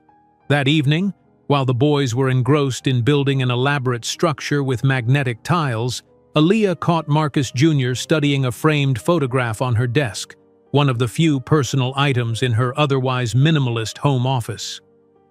"Is that our father?" he asked quietly, pointing to a man partially visible in the background of a company photo from her Whitmore Enterprises days. She kept it as a reminder, though the boys had never noticed the detail before. Aaliyah knelt beside him, choosing her words carefully. Yes, that's him. Does he know about us? The question, so simple yet so loaded, momentarily stole her breath. He knows you exist, she answered truthfully, but he hasn't been ready to be a father. Will we meet him in Chicago? Aaliyah smoothed a hand over her son's curly hair. Perhaps. Would you like to? Marcus Jr. considered this with the serious contemplation that made him seem older than his years. I think so. I want to know why he doesn't want us. The innocent brutality of children's questions sometimes cut deeper than any adult interrogation. It's not that he doesn't want you, Aaliyah said, though the words felt hollow even to her. Sometimes adults make mistakes they don't know how to fix. Later that night, after tucking the boys in, Aaliyah returned to her office and opened her laptop. The Phoenix digital logo illuminated her face as she navigated to a secure server containing her most private files, the ones not even Zoe knew existed. Here, she kept digital copies of everything: the positive pregnancy test, the termination documents from Whitmore Enterprises, the untouched $50,000 check, the original safely stored in a vault, the hospital records from the triplets' birth, and most damning of all, the security camera footage she'd obtained from the Whitmore building showing her being escorted out, visibly pregnant and clutching her box of belongings while Marcus watched from the upper floor window. Evidence, insurance, ammunition. She hadn't decided which yet. The following week, as preparations for the Chicago trip intensified, Aaliyah met with her legal team to discuss the final stage of Operation Phoenix Rising. We're prepared to acquire the remaining shares needed for controlling interest, her lead counsel explained. But timing will be crucial. If Whitmore gets wind of our strategy before we secure the final percentage, he could issue new shares or implement anti-takeover measures. Execute the purchases the morning of my keynote address, Aaliyah instructed. By the time I take the stage, I want to own his company. 2 days before their departure for Chicago, Aaliyah received an updated conference schedule. In addition to her keynote speech, the organizers had added a panel discussion on the future of technological integration, featuring several industry leaders, including Marcus Whitmore. The prospect of sharing a stage with him after 5 years sent an unexpected flutter through her stomach. Not fear, she realized with mild surprise, but anticipation. The girl who had left Chicago broken and pregnant no longer existed. In her place stood a woman who had built an empire while raising his sons. Sons he had deemed a problem to be solved with a check. As their private jet prepared for takeoff, Aaliyah watched her 3 boys buckle themselves into the luxurious leather seats, excitement about their first major trip evident in their animated chatter. Malcolm was already negotiating with the flight attendant about extra dessert. Martin was meticulously organizing his travel activities, and Marcus Jr. was quietly absorbing every detail of the airplane's interior. "Will we stay in a hotel?" Martin asked as the jet accelerated down the runway. "We'll be in the presidential suite at the Four Seasons," Aaliyah answered, smiling at his wide-eyed response. "Is that the fanciest room?" Malcolm wanted to know. "It is. Nothing but the best for my boys." As the plane leveled at cruising altitude, Aaliyah accepted a glass of champagne from the attendant and gazed out the window at the clouds below. 5 years ago, she had left Chicago on a crowded bus, 3 newborns strapped to her chest, surviving on determination and spite. Now she was returning in a private jet worth more than Marcus Whitmore's annual salary, the CEO of a company valued higher than the one that had discarded her. The symmetry wasn't lost on her. When her phone chimed with a new message, Aaliyah glanced down to see an alert from her investment team. Whitmore Enterprises stock had dropped another 3% that morning following a disappointing product launch. The company Marcus had inherited was slowly slipping through his fingers, and he had no idea that the woman he'd once dismissed as insufficient was the architect of its acquisition. The zapatos vermelhos Louboutin that she chose were not just a status symbol. They were armor for the approaching battle, where each click of those heels in the conference hallways would bring her closer to the moment when Marcus Whitmore would face not just his past, but also the 3 pairs of eyes identical to his own. The zapatos vermelhos Louboutin that she chose were not just a status symbol, they were armor for the approaching battle, where each click of those heels in the conference hallways would bring her closer to the moment when Marcus Whitmore would face not just his past, but also the 3 pairs of eyes identical to his own. The private jet touched down at O'Hare International Airport precisely on schedule, its sleek white fuselage emblazoned with the Phoenix Digital logo gleaming under the bright Chicago morning sun. As the aircraft taxied to the private terminal, Aaliyah looked out the window at the city skyline in the distance. Chicago, the place where she had been broken and remade. "Is that our city, Mama?" Malcolm asked, pressing his face against the window, his breath creating a small circle of fog on the glass. "It's where you were born," Aaliyah replied, smoothing his curly hair. "Not our city anymore." The terminal staff stood at attention as the jet's door opened. A fleet of 3 black SUVs waited on the tarmac, the drivers standing at parade rest beside the vehicles. Aaliyah descended the steps first, the red soles of her Louboutins flashing briefly in the sunlight, a small private reminder of how far she had come. The triplets followed, matching in tailored navy blazers over white shirts, their movements coordinated with the unconscious synchronicity of identical siblings. Several airport staff members did double takes at the sight of 3 identical boys with caramel skin and striking blue eyes. "Ms. Jackson, welcome back to Chicago," said the lead security coordinator, a former Secret Service agent now employed by Phoenix Digital. "The motorcade is ready.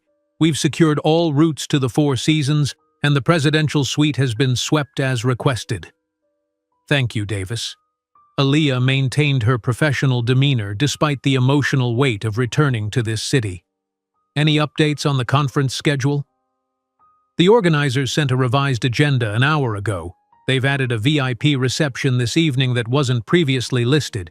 Your team is reviewing it now." Inside the lead SUV, the triplets bounced with barely contained excitement. Chicago represented an adventure to them, not the sight of their mother's humiliation. "Mama, can we see the big silver bean thing?" Martin asked, tablet already open to pictures of Cloudgate. "And the museum with the dinosaurs?" Malcolm added eagerly. "And a Bulls game?" Martin chimed in. "They're playing tomorrow night." Aaliyah smiled at their enthusiasm. "We'll try to fit everything in around my work commitments." Marcus Jr., quiet as always, simply watched the city unfold through the window as they drove from the airport toward downtown. His thoughtful expression reminded Aaliyah so much of his father that it sometimes stole her breath. "What are you thinking about, sweetheart?" she asked him softly. "This is where our father lives," he said, not a question, but a statement. At nearly 5, Marcus Jr. had an unsettling ability to connect dots that others thought invisible to children. Aaliyah nodded. "Yes, it is." "Will we see him?" The question was simple, the implications vast. "Perhaps," she answered truthfully. "Things are complicated with your father." The 4 Seasons Chicago staff had clearly been briefed on their arrival. The general manager himself greeted them in the private entrance, bypassing the main lobby entirely. "Ms. Jackson, we're honored to have you staying with us. The presidential suite is ready, and we've arranged for the connecting rooms for your security team and staff as requested." The suite occupied the entire top floor of the hotel, its windows offering a panoramic view of Lake Michigan and the city skyline. For a moment, Aaliyah stood at the floor-to-ceiling window, remembering how the view from Marcus Whitmore's office had once intimidated her. Now, she looked down on the city from an even higher vantage point. The boys immediately began exploring the massive suite, exclaiming over the marble bathrooms, the enormous television, and the welcome gifts the hotel had prepared. 3 identical stuffed Chicago Bears mascots, each with the boy's name embroidered on its jersey. "Zoe will be arriving with the rest of the team in 2 hours, Davis informed her. "The conference credentials have been delivered to your room. and we've confirmed your private meeting room at the venue for tomorrow." Aaliyah nodded, reviewing the updated schedule on her tablet. "What about the Whitmore Enterprises meeting? Have they confirmed the location change?" "Yes, ma'am. They've agreed to host at their headquarters instead of the conference venue, though they did ask about the unusual request to include your children in a business meeting." A small smile played at Aaliyah's lips. What did we tell them? That it was a non-negotiable scheduling necessity. While the boys were occupied with their exploration, Aaliyah stepped into the master bedroom to change for her first meeting. She selected a Stella McCartney suit in deep aubergine, its cut both powerful and feminine. As she fastened her mother's simple gold necklace, one of the few possessions she'd kept from her previous life, her phone chimed with a notification. The headline from the Chicago Business Journal made her pause. Whitmore Enterprises stocks slide 7% amid takeover rumors. The article speculated about potential buyers, none correctly identifying Phoenix Digital as the shadow purchaser accumulating shares. Her phone rang, Cameron Way calling from San Francisco. "The final purchasing agreements are in place," he reported without preamble. "On your signal tomorrow morning, we'll execute the remaining stock acquisition to push us over 51%. "Excellent," Aaliyah replied. "Maintain radio silence on this until after my keynote. I want this completely contained." After ending the call, Aaliyah checked her reflection in the full-length mirror. The woman who looked back bore little resemblance to the scared, pregnant secretary who had fled Chicago 5 years earlier. Her skin glowed with health and confidence, her posture was impeccable, and her eyes held the steady gaze of someone who knew exactly what she was worth. When Zoe arrived 2 hours later, she brought an update that made Aaliyah's heart skip a beat. "The VIP reception tonight, Marcus Whitmore is confirmed to attend. His assistant just added him to the list." Zoe watched her boss carefully. "We could decline if you'd prefer to wait until tomorrow." Aaliyah considered this for a moment, then shook her head. "No. Better to establish the dynamic now, on neutral ground, before tomorrow's meeting." "And the boys?" Zoe asked, glancing toward the living room where the triplets were now watching a movie with their nanny. "They'll remain here. That particular reunion needs to be on my terms, in a controlled environment." The conference was being held at the Chicago Technology Center, a gleaming complex of glass and steel that had been built after Aaliyah left the city. As her motorcade pulled up to the VIP entrance, photographers clustered behind velvet ropes, capturing images of arriving tech luminaries. When Aaliyah stepped out of the SUV, there was a momentary lull in the camera clicks as the photographers registered an unfamiliar face, followed by a surge of activity as recognition dawned.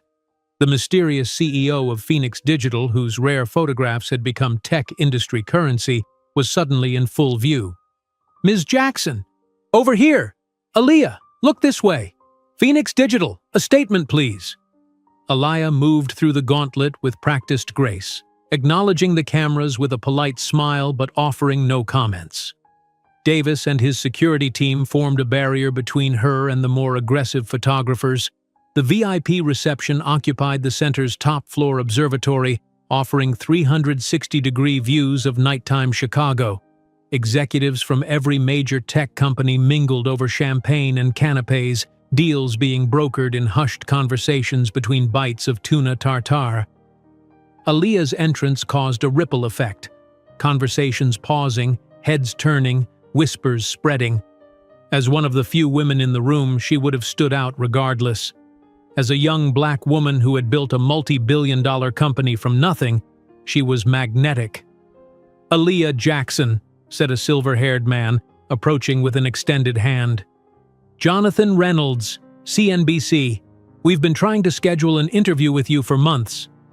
"Mr. Reynolds," she acknowledged with a professional smile. "Perhaps after the conference. My schedule is quite full at present." She navigated the room strategically, accepting introductions, deflecting personal questions, and establishing her presence. All the while, her peripheral awareness remained attuned to the entrance, waiting. He arrived 45 minutes after she did. Marcus Whitmore entered the reception with the confidence of someone who had been born to wealth and power, though Aaliyah immediately noticed the subtle signs of strain, the slightly too tight smile, the unconscious adjustment of his tie, the quick glance around the room to assess who was watching. For a suspended moment, Aaliyah observed him unnoticed. He looked older than his 34 years, fine lines around his eyes testifying to recent stresses. His suit was Tom Ford, his watch Patek Philippe, still dressing the part of success even as his company faltered.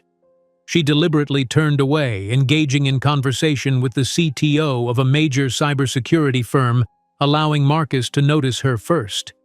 It took less than 2 minutes. The moment of recognition was everything she had imagined during countless nights planning this confrontation. She felt his gaze like a physical touch, the initial casual glance, the double take, the frozen stillness as cognitive dissonance battled with memory. When she finally turned to meet his eyes across the crowded room, his face had drained of color. Aaliyah excused herself from her conversation and walked unhurriedly toward the bar, positioning herself where he would have to pass her to reach the drinks. She waited, sipping mineral water, knowing he would come. "Aaliyah, Jackson?" His voice faltered slightly, uncertainty mixing with disbelief. She turned, her expression composed, as if he were merely a casual acquaintance. "Mr. Whitmore," she acknowledged with a slight nod. "I didn't expect to see you at the conference." The executives nearby observed with curiosity, sensing undercurrents but unaware of the history between them. Marcus recovered quickly, forcing a smile that didn't reach his eyes. "I've been following your work with Phoenix Digital. Impressive for someone who started from nothing." The hesitation revealed volumes. "From nothing," Aaliyah repeated with a faint smile. "That's one way to describe it." An elderly executive nearby, sensing connection, interrupted. "You two know each other from before?" Marcus answered too quickly. "Ms. Jackson worked briefly for Whitmore Enterprises some years ago, a rather competent secretary." Aaliyah maintained her composed smile, but her eyes hardened imperceptibly. "Actually, I worked as an executive secretary while completing my master's in computer science. Mr. Whitmore certainly remembers my abrupt departure from the company." Uncomfortable silence descended on the small group. Marcus swallowed visibly, reaching for a champagne flute from a passing server. "Well, it seems you found your path," he commented, voice strained. "Phoenix Digital has quite the reputation. Valued at what now? 2 billion? 3.7 billion as of market opening this morning," Aaliyah corrected softly. "And your company, Mr. Whitmore? I've heard rumors about recent difficulties." His face tightened. "Exaggerated rumors. Whitmore Enterprises is undergoing strategic restructuring." "Interesting." Aaliyah sipped her water. "Perhaps we can discuss that at our meeting tomorrow." The shock on Marcus's face was palpable. "Meeting? Your team didn't inform you? Phoenix is considering potential acquisition of Whitmore's logistics division." She glanced at her watch, a subtle power move. "I have other commitments now, but I'm looking forward to our conversation tomorrow." As she walked away, Aaliyah felt Marcus's eyes burning into her back. 5 years ago, she had left his building carrying a cardboard box and unshed tears. Tonight, she left him speechless and off balance with just a few carefully chosen words. The name, Marcus Jr., echoed through the marble lobby like a gunshot, and as Aaliyah guided her sons toward the restaurant, she knew she had detonated the first bomb in a war that Marcus didn't even realize he was fighting, a war whose final battlefield would be the headquarters of Whitmore Enterprises in less than 24 hours. The name, Marcus Jr., echoed through the marble lobby like a gunshot, and as Aaliyah guided her sons toward the restaurant, she knew she had detonated the first bomb in a war that Marcus didn't even realize he was fighting, a war whose final battlefield would be the headquarters of Whitmore Enterprises in less than 24 hours. Sleep eluded Aaliyah that night, despite the luxurious comfort of the Four Seasons presidential suite.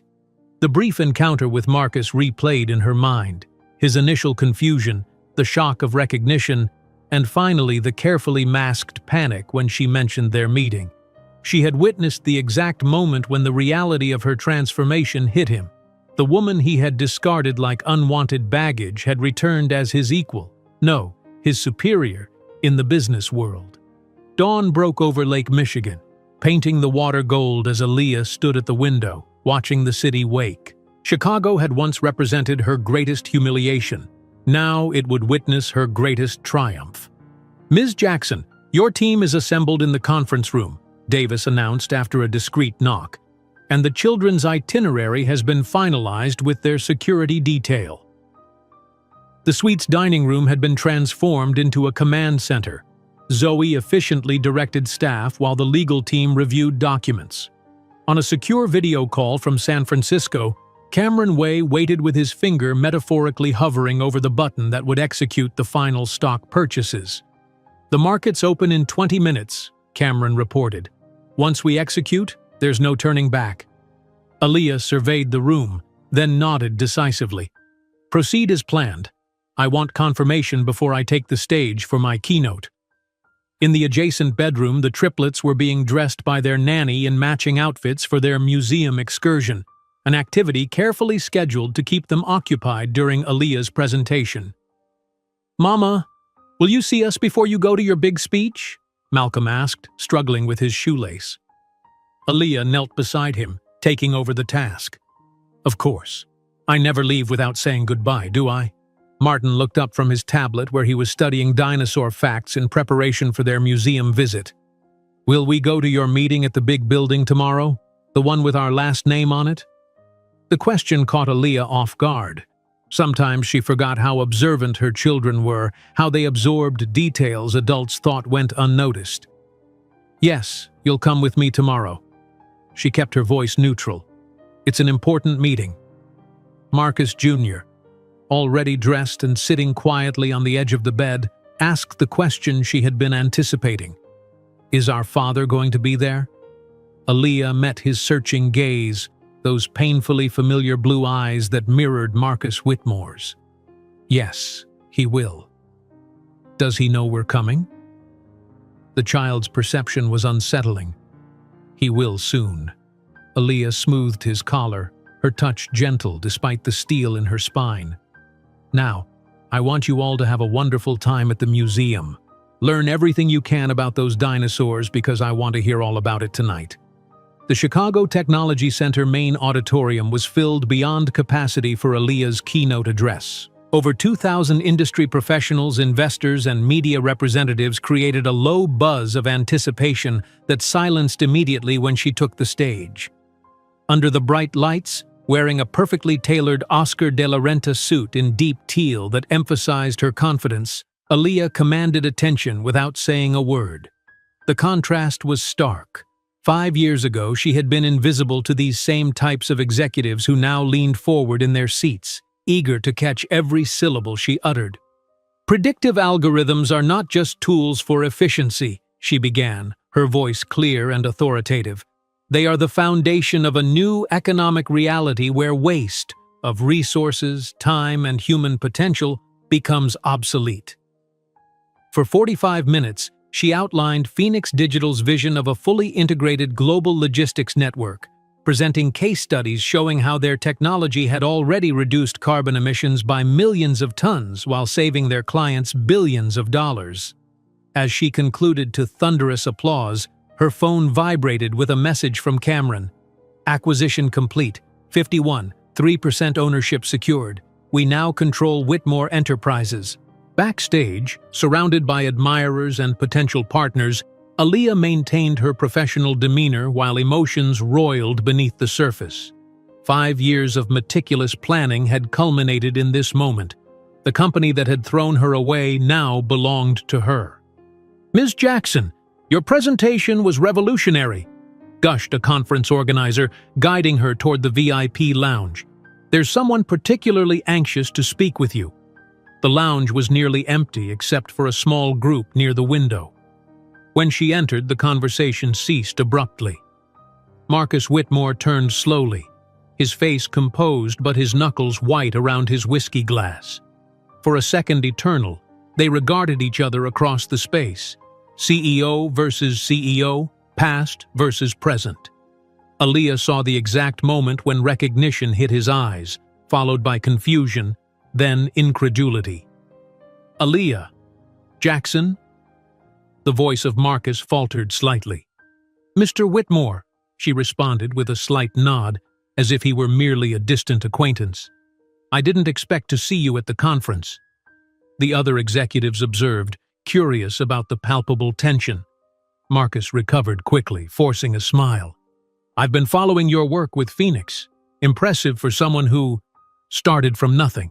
The hesitation revealed much. "From nothing," Aaliyah repeated with a subtle smile. "That's one way to describe it." An elderly executive interrupted. "You two know each other from before?" "Ms. Jackson worked briefly for Whitmore Enterprises some years ago," Marcus answered hastily. "A quite competent secretary." Aaliyah maintained her placid smile. "Actually, I worked as an executive secretary while completing my master's in computer science. Mr. Whitmore certainly remembers my departure, abrupt as it was, from the company." An uncomfortable silence descended on the group. "Well, it seems you found your way," Marcus commented, swallowing visibly. "Phoenix Digital has quite the reputation. Valued at how much now? $2 billion? $3.7 billion at market opening this morning," Aaliyah corrected softly. "And your company, Mr. Whitmore? I've heard rumors about recent difficulties." Marcus's face tightened. "Exaggerated rumors. Whitmore Enterprises is undergoing strategic restructuring." "Interesting." Aaliyah sipped her sparkling water. "Perhaps we can discuss that in our meeting tomorrow." Shock flashed across Marcus's features. "Meeting? Your team didn't inform you? Phoenix is considering potential acquisition of Whitmore's logistics division." She checked her watch, a subtle power move. "I have other commitments now, but I'm looking forward to our conversation tomorrow." As she turned to leave, Marcus stepped closer, lowering his voice. "What is this really about, Aaliyah? If you wanted a meeting, you could have reached out directly." She met his gaze coolly. "I believe I tried that approach 5 years ago. You weren't interested in talking then." Before he could respond, her phone chimed with a message from Davis. The triplets had returned from their museum excursion and were asking for her. Perfect timing. "If you'll excuse me, my children are waiting." The emphasis on children was subtle but unmistakable. Marcus blanched. "Children? You have 3, actually. Identical triplets. They're turning 5 next month." Aaliyah allowed that information to hang in the air between them, watching comprehension dawn in his eyes. 5 years, he whispered, mathematical reality setting in. "Until tomorrow, Mr. Whitmore." With that, she walked away, leaving him frozen amid murmuring executives. That evening, Aaliyah dined with her sons in the presidential suite, listening to their excited recounting of the dinosaur exhibits, their minds too young to comprehend the corporate chess game unfolding around them. "And the T-Rex skeleton was taller than our house," Malcolm exclaimed, arms stretched wide. "Not quite that tall," Martin corrected pedantically. "The museum guide said it was 40 feet long and 12 feet tall at the hip." While the boys debated dinosaur dimensions, Aaliyah's phone lit up with a message from an unknown number. "We need to talk. Tonight. MW." She deleted it without responding. Later, after the boys were tucked into bed, another message arrived. "Whatever you're planning, we should discuss this like adults. Please, there are better ways to resolve our past." The audacity almost made her laugh. Now he wanted to talk like adults when it served his interests. 5 years ago, when she had needed him to acknowledge his responsibility, he had offered money to make her disappear. Her phone rang, Marcus calling directly. After a moment's hesitation, she answered. "Yes?" Her voice was arctic. "Aaliyah, please." His tone held none of the arrogance from their earlier encounter. "I just learned that Phoenix Digital has been systematically purchasing Whitmore shares through shell companies. What are you doing?" "Business, Marcus. Just business." "This feels personal." "Interesting perspective from someone who told me I would never belong in the world of people like him." She kept her voice even, though the memory still stung. "Your concern about my motives is noted but irrelevant. I'll see you tomorrow at 9 in your boardroom." "The board won't approve any acquisition without—" "The board will do exactly as the majority shareholder directs," Aaliyah interrupted. "Sleep well, Marcus." She ended the call and walked to the window, gazing out at the city lights.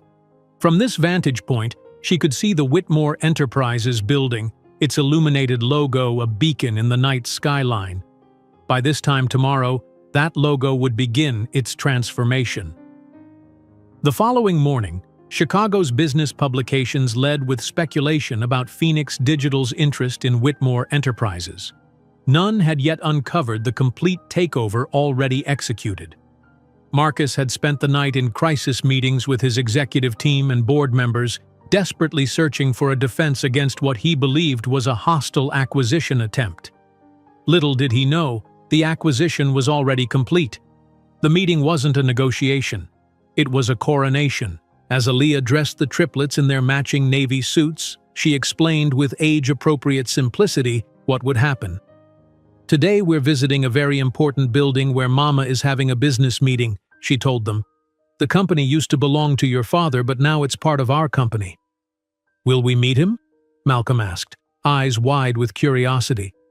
"Yes," Aaliyah answered truthfully. "But remember what we discussed? Sometimes adults have complicated feelings. He might be surprised to see you." "Because he didn't know about us?" Martin questioned. "He knew," Aaliyah corrected gently. "He just wasn't ready to be a father." Marcus Jr., quiet as always, simply nodded as if he understood perfectly the complex adult dynamics at play. While Marcus Whitmore passed the night in crisis meetings with his executive team and board members, desperately searching for a defense against what he believed was a hostile acquisition attempt, he didn't know the acquisition was already complete. The meeting wasn't a negotiation. It was a coronation. While Marcus Whitmore passed the night in crisis meetings with his executive team and board members, desperately searching for a defense against what he believed was a hostile acquisition attempt, he didn't know the acquisition was already complete. The meeting wasn't a negotiation. It was a coronation. Morning light streamed through the windows of the Four Seasons presidential suite as Aaliyah methodically prepared for the day ahead. She had awakened before dawn, spending an hour in meditation to center herself. This day had lived in her imagination for 5 years, first as a desperate fantasy during sleepless nights with newborn triplets, later as a carefully constructed strategic objective. Her chosen outfit hung on a valet stand, a crimson Alexander McQueen suit with architectural shoulders and a nipped waist. The color was deliberate, a stark contrast to the navy and gray uniforms of corporate America. She would not blend in today. She would be seen. In the adjoining room, the triplets were already awake, their excitement palpable as the nanny helped them dress in identical navy suits with crisp white shirts.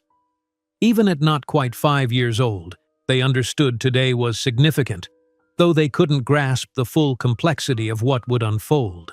"Remember what we discussed," Aaliyah told them over breakfast, her voice gentle but firm. "Today is an important business meeting for Mama. You'll need to be on your best behavior." "Will there be other children?" Martin asked, methodically spreading jam on his toast in perfect symmetry. "No, just adults. But Zoe will have your tablets if you get bored." Malcolm looked up, milk mustache adorning his upper lip. "And we'll meet our father, the man in the picture?" Aaliyah paused, choosing her words carefully. "Yes, Mr. Whitmore will be there. He might be surprised to see you." "Will he like us?" The question came from Marcus Jr., who rarely spoke but when he did, often cut straight to the emotional core of situations. "Anyone who knows you would be lucky to have you in their life," Aaliyah answered, her throat tightening unexpectedly. Now finish your breakfast. We leave in 30 minutes. Downstairs, 3 black SUVs waited in the hotel's private entrance bay. Aaliyah's security team had mapped out every detail of their route to the Whitmore Enterprises headquarters. As the small motorcade pulled away from the hotel, she felt a curious sense of calm. The years of planning, the sleepless nights of coding while nursing infants, the rejection letters, the condescending investors, the struggle to be taken seriously, all of it had led to this moment. The Whitmore Enterprises building looked smaller than she remembered. The same revolving doors, the same marble lobby, but the grandeur that had once intimidated her now seemed merely decorative. Aaliyah stepped through those doors with her head high, the triplets walking perfectly in line behind her, flanked by Zoe and 2 members of her legal team. The young receptionist at the front desk did a double take, first recognizing Aaliyah Jackson, now a tech celebrity following yesterday's keynote speech, then registering the 3 identical boys trailing behind her. The resemblance to a certain CEO was unmistakable, even to someone who had never met the children's father. "Ms. Jackson and team for the meeting with Mr. Whitmore," Zoe announced professionally. Of course," the receptionist stammered, reaching for the phone. "I'll let them know you've arrived." The elevator ride to the 30th floor was silent except for Malcolm's whispered, "Wow," as they ascended rapidly. Aaliyah squeezed his hand, her expression composed but her heart thundering against her ribs. This elevator, this building. The last time she had been here, she'd been escorted out in humiliation, pregnant and jobless. The doors opened directly into the executive floor reception area.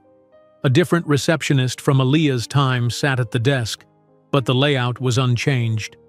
The path to the boardroom, the same room where Marcus had once announced her termination to the executive team, lay straight ahead. "Ms. Jackson, they're expecting you," the receptionist said, rising from her desk. "May I offer you or the children any refreshments before the meeting?" "We're fine, thank you," Aaliyah replied coolly. 5 years ago, no one had offered her refreshments while security waited to escort her from the building. The boardroom doors were closed. Aaliyah paused before them, feeling the weight of the moment. She knelt briefly to adjust Marcus Jr.'s tie, whispering, "Remember, you are Jacksons. Hold your heads high."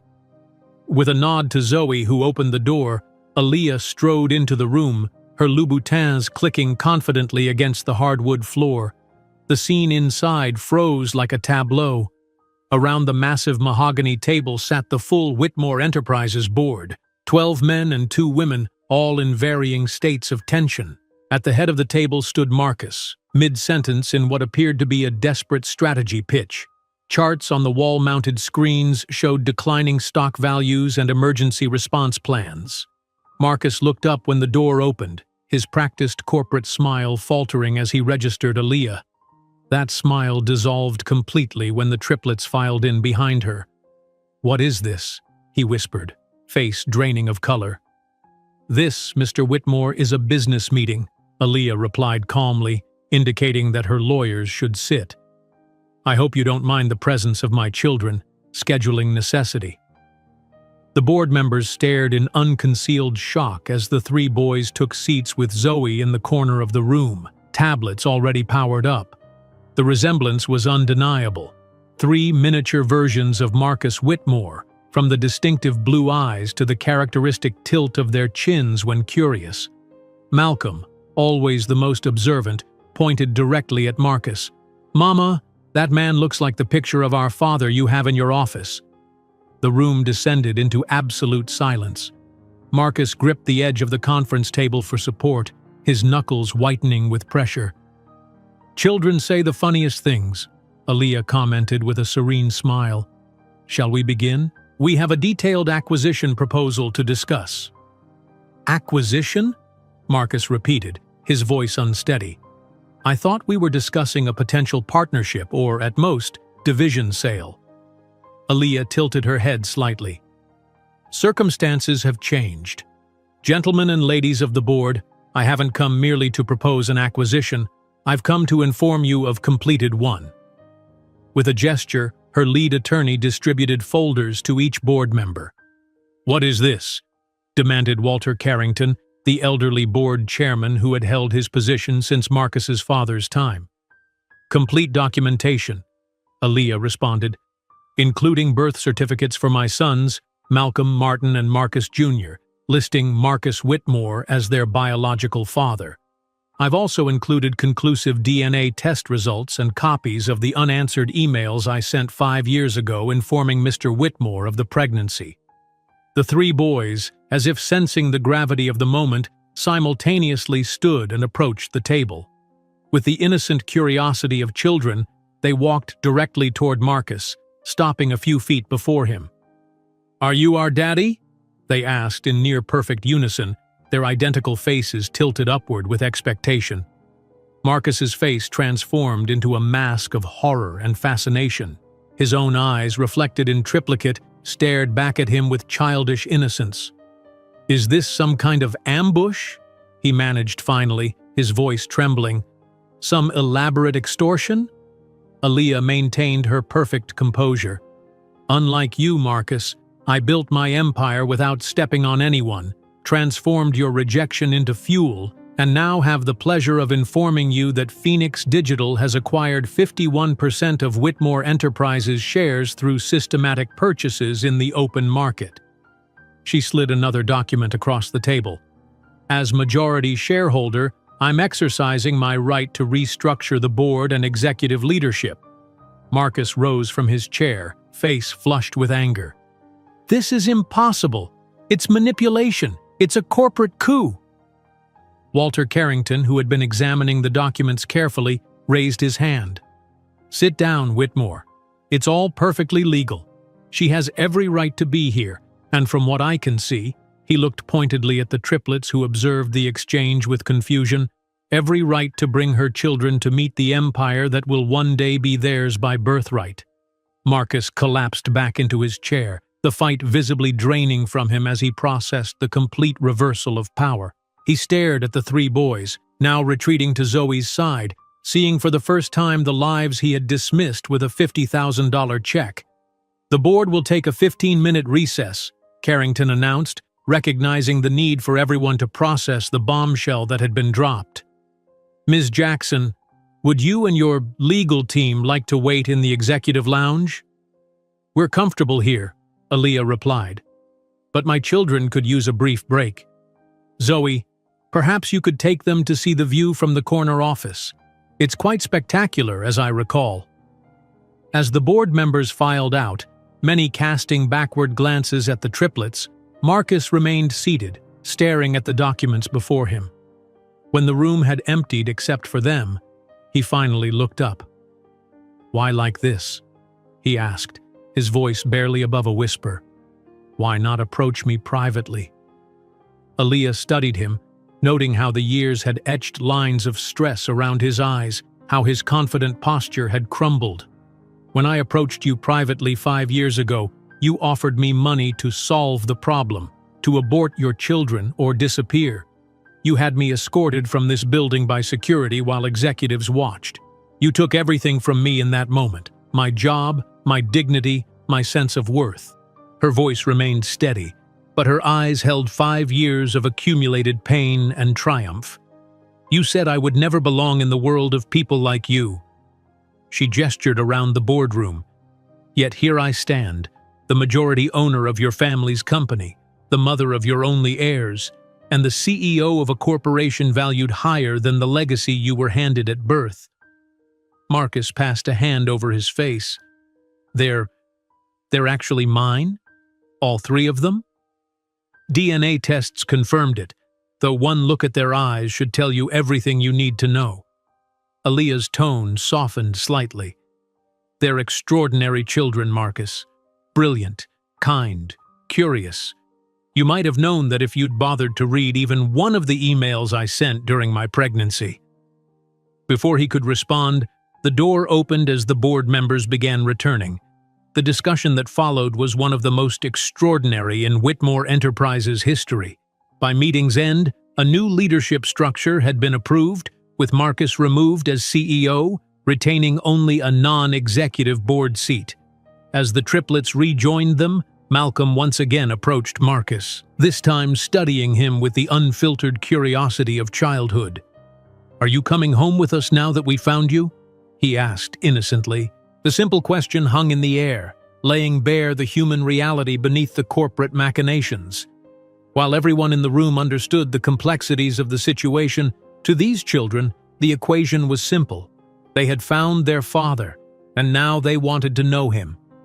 While the member of the board watched with evident interest, Marcus looked helplessly toward Aaliyah, who gave no assistance. For the first time in his privileged life, Marcus Whitmore would have to find his own answer to a question that mattered. While the member of the board watched with evident interest, Marcus looked helplessly toward Aaliyah, who gave no assistance.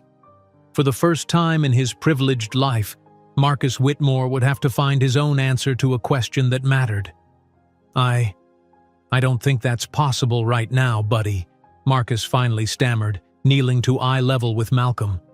"But maybe we can get to know each other a little bit at a time." The boy's face fell momentarily before his natural resilience reasserted itself. "Okay. Do you like dinosaurs? I know all about the Ankylosaurus.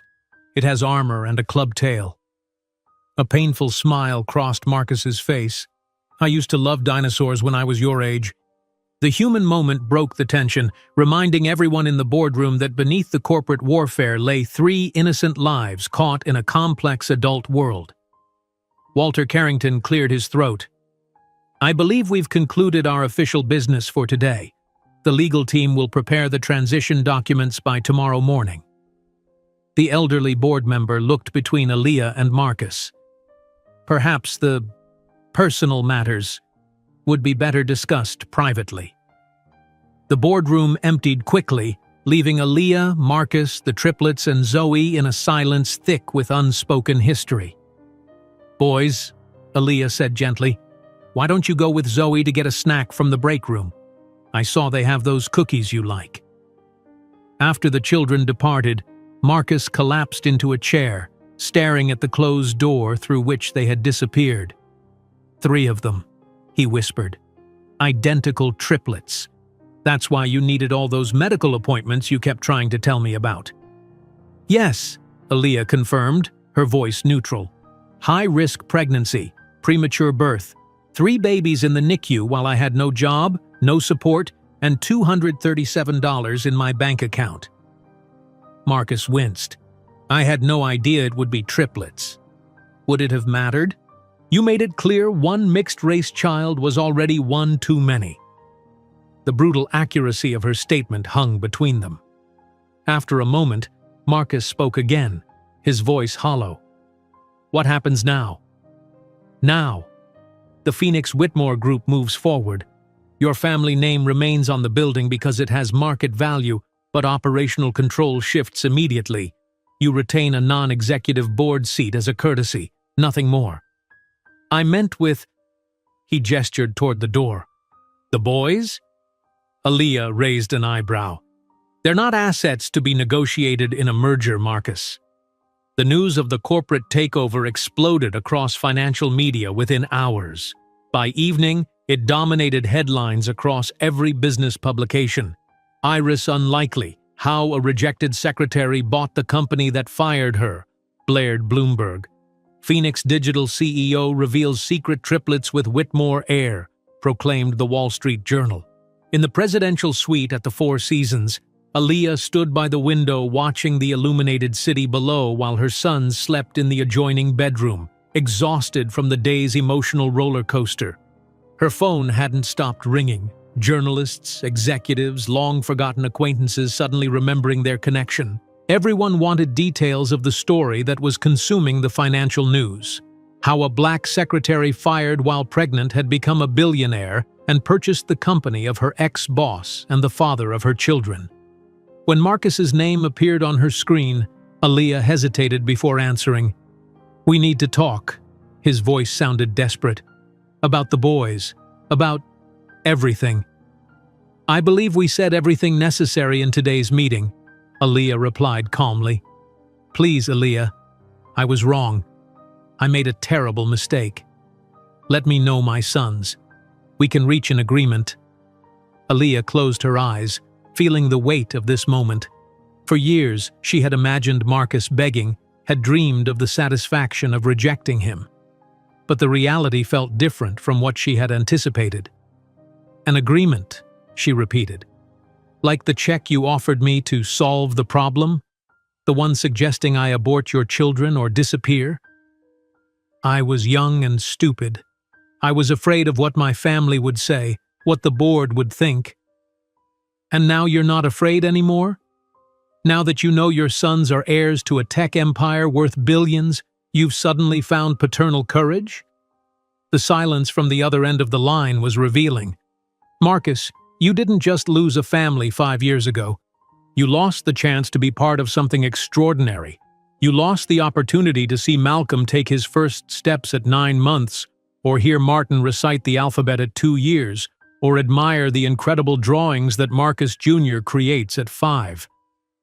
Her voice remained steady, without traces of bitterness, simply stating facts. "More importantly, you lost the chance to be a decent man." The following morning, Aaliyah's attorney delivered to Marcus a formal visitation agreement, 2 hours per month after complete psychological evaluation and in the presence of a social worker. It wasn't revenge, it was protection. The meeting of the new Whitmore Enterprises board was swift and decisive.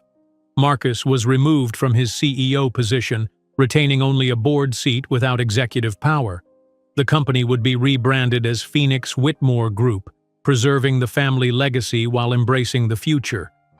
2 weeks later, in Aaliyah's new Chicago office, she received a visit from Janet, the former receptionist who had witnessed her humiliation 5 years earlier.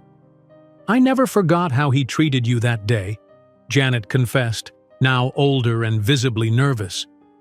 "Many of us knew it was wrong, but we were afraid of losing our jobs." Aaliyah smiled gently.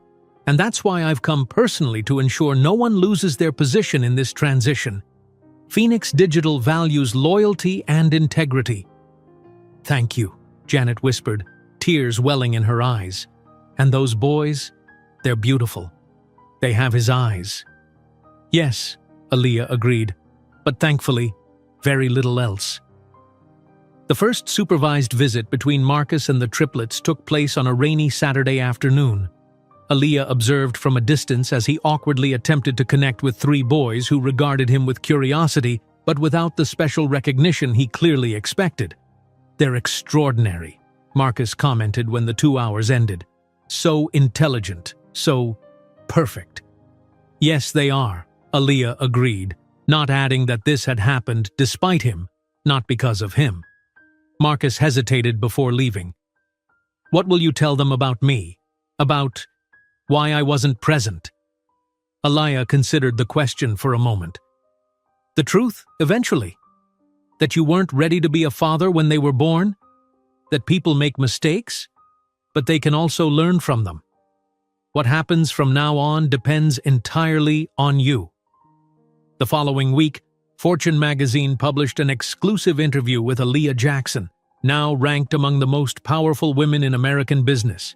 The cover photo showed her seated in an executive chair, with the 3 smiling boys at her side. The headline read, "The Phoenix Who Rose: How Aaliyah Jackson Transformed Rejection into Billions." When asked about Marcus Whitmore and the future, her response was simple. "I didn't build my success as revenge. I built it to prove to myself and to my sons that we define our own value. Marcus Whitmore isn't the villain of my story. He was merely the catalyst for my transformation. The real antagonist was always a system that allows people in power to discard those they consider dispensable.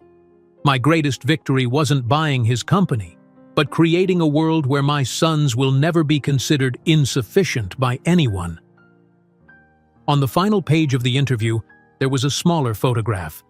The original $50,000 check that Marcus had offered 5 years earlier, now framed on the CEO's office wall, with a simple inscription below, "The price he thought I was worth, the reminder of what I built on my own." 6 months later, the Phoenix Whitmore Group had exceeded all market projections, its stock price doubling under Aaliyah's leadership.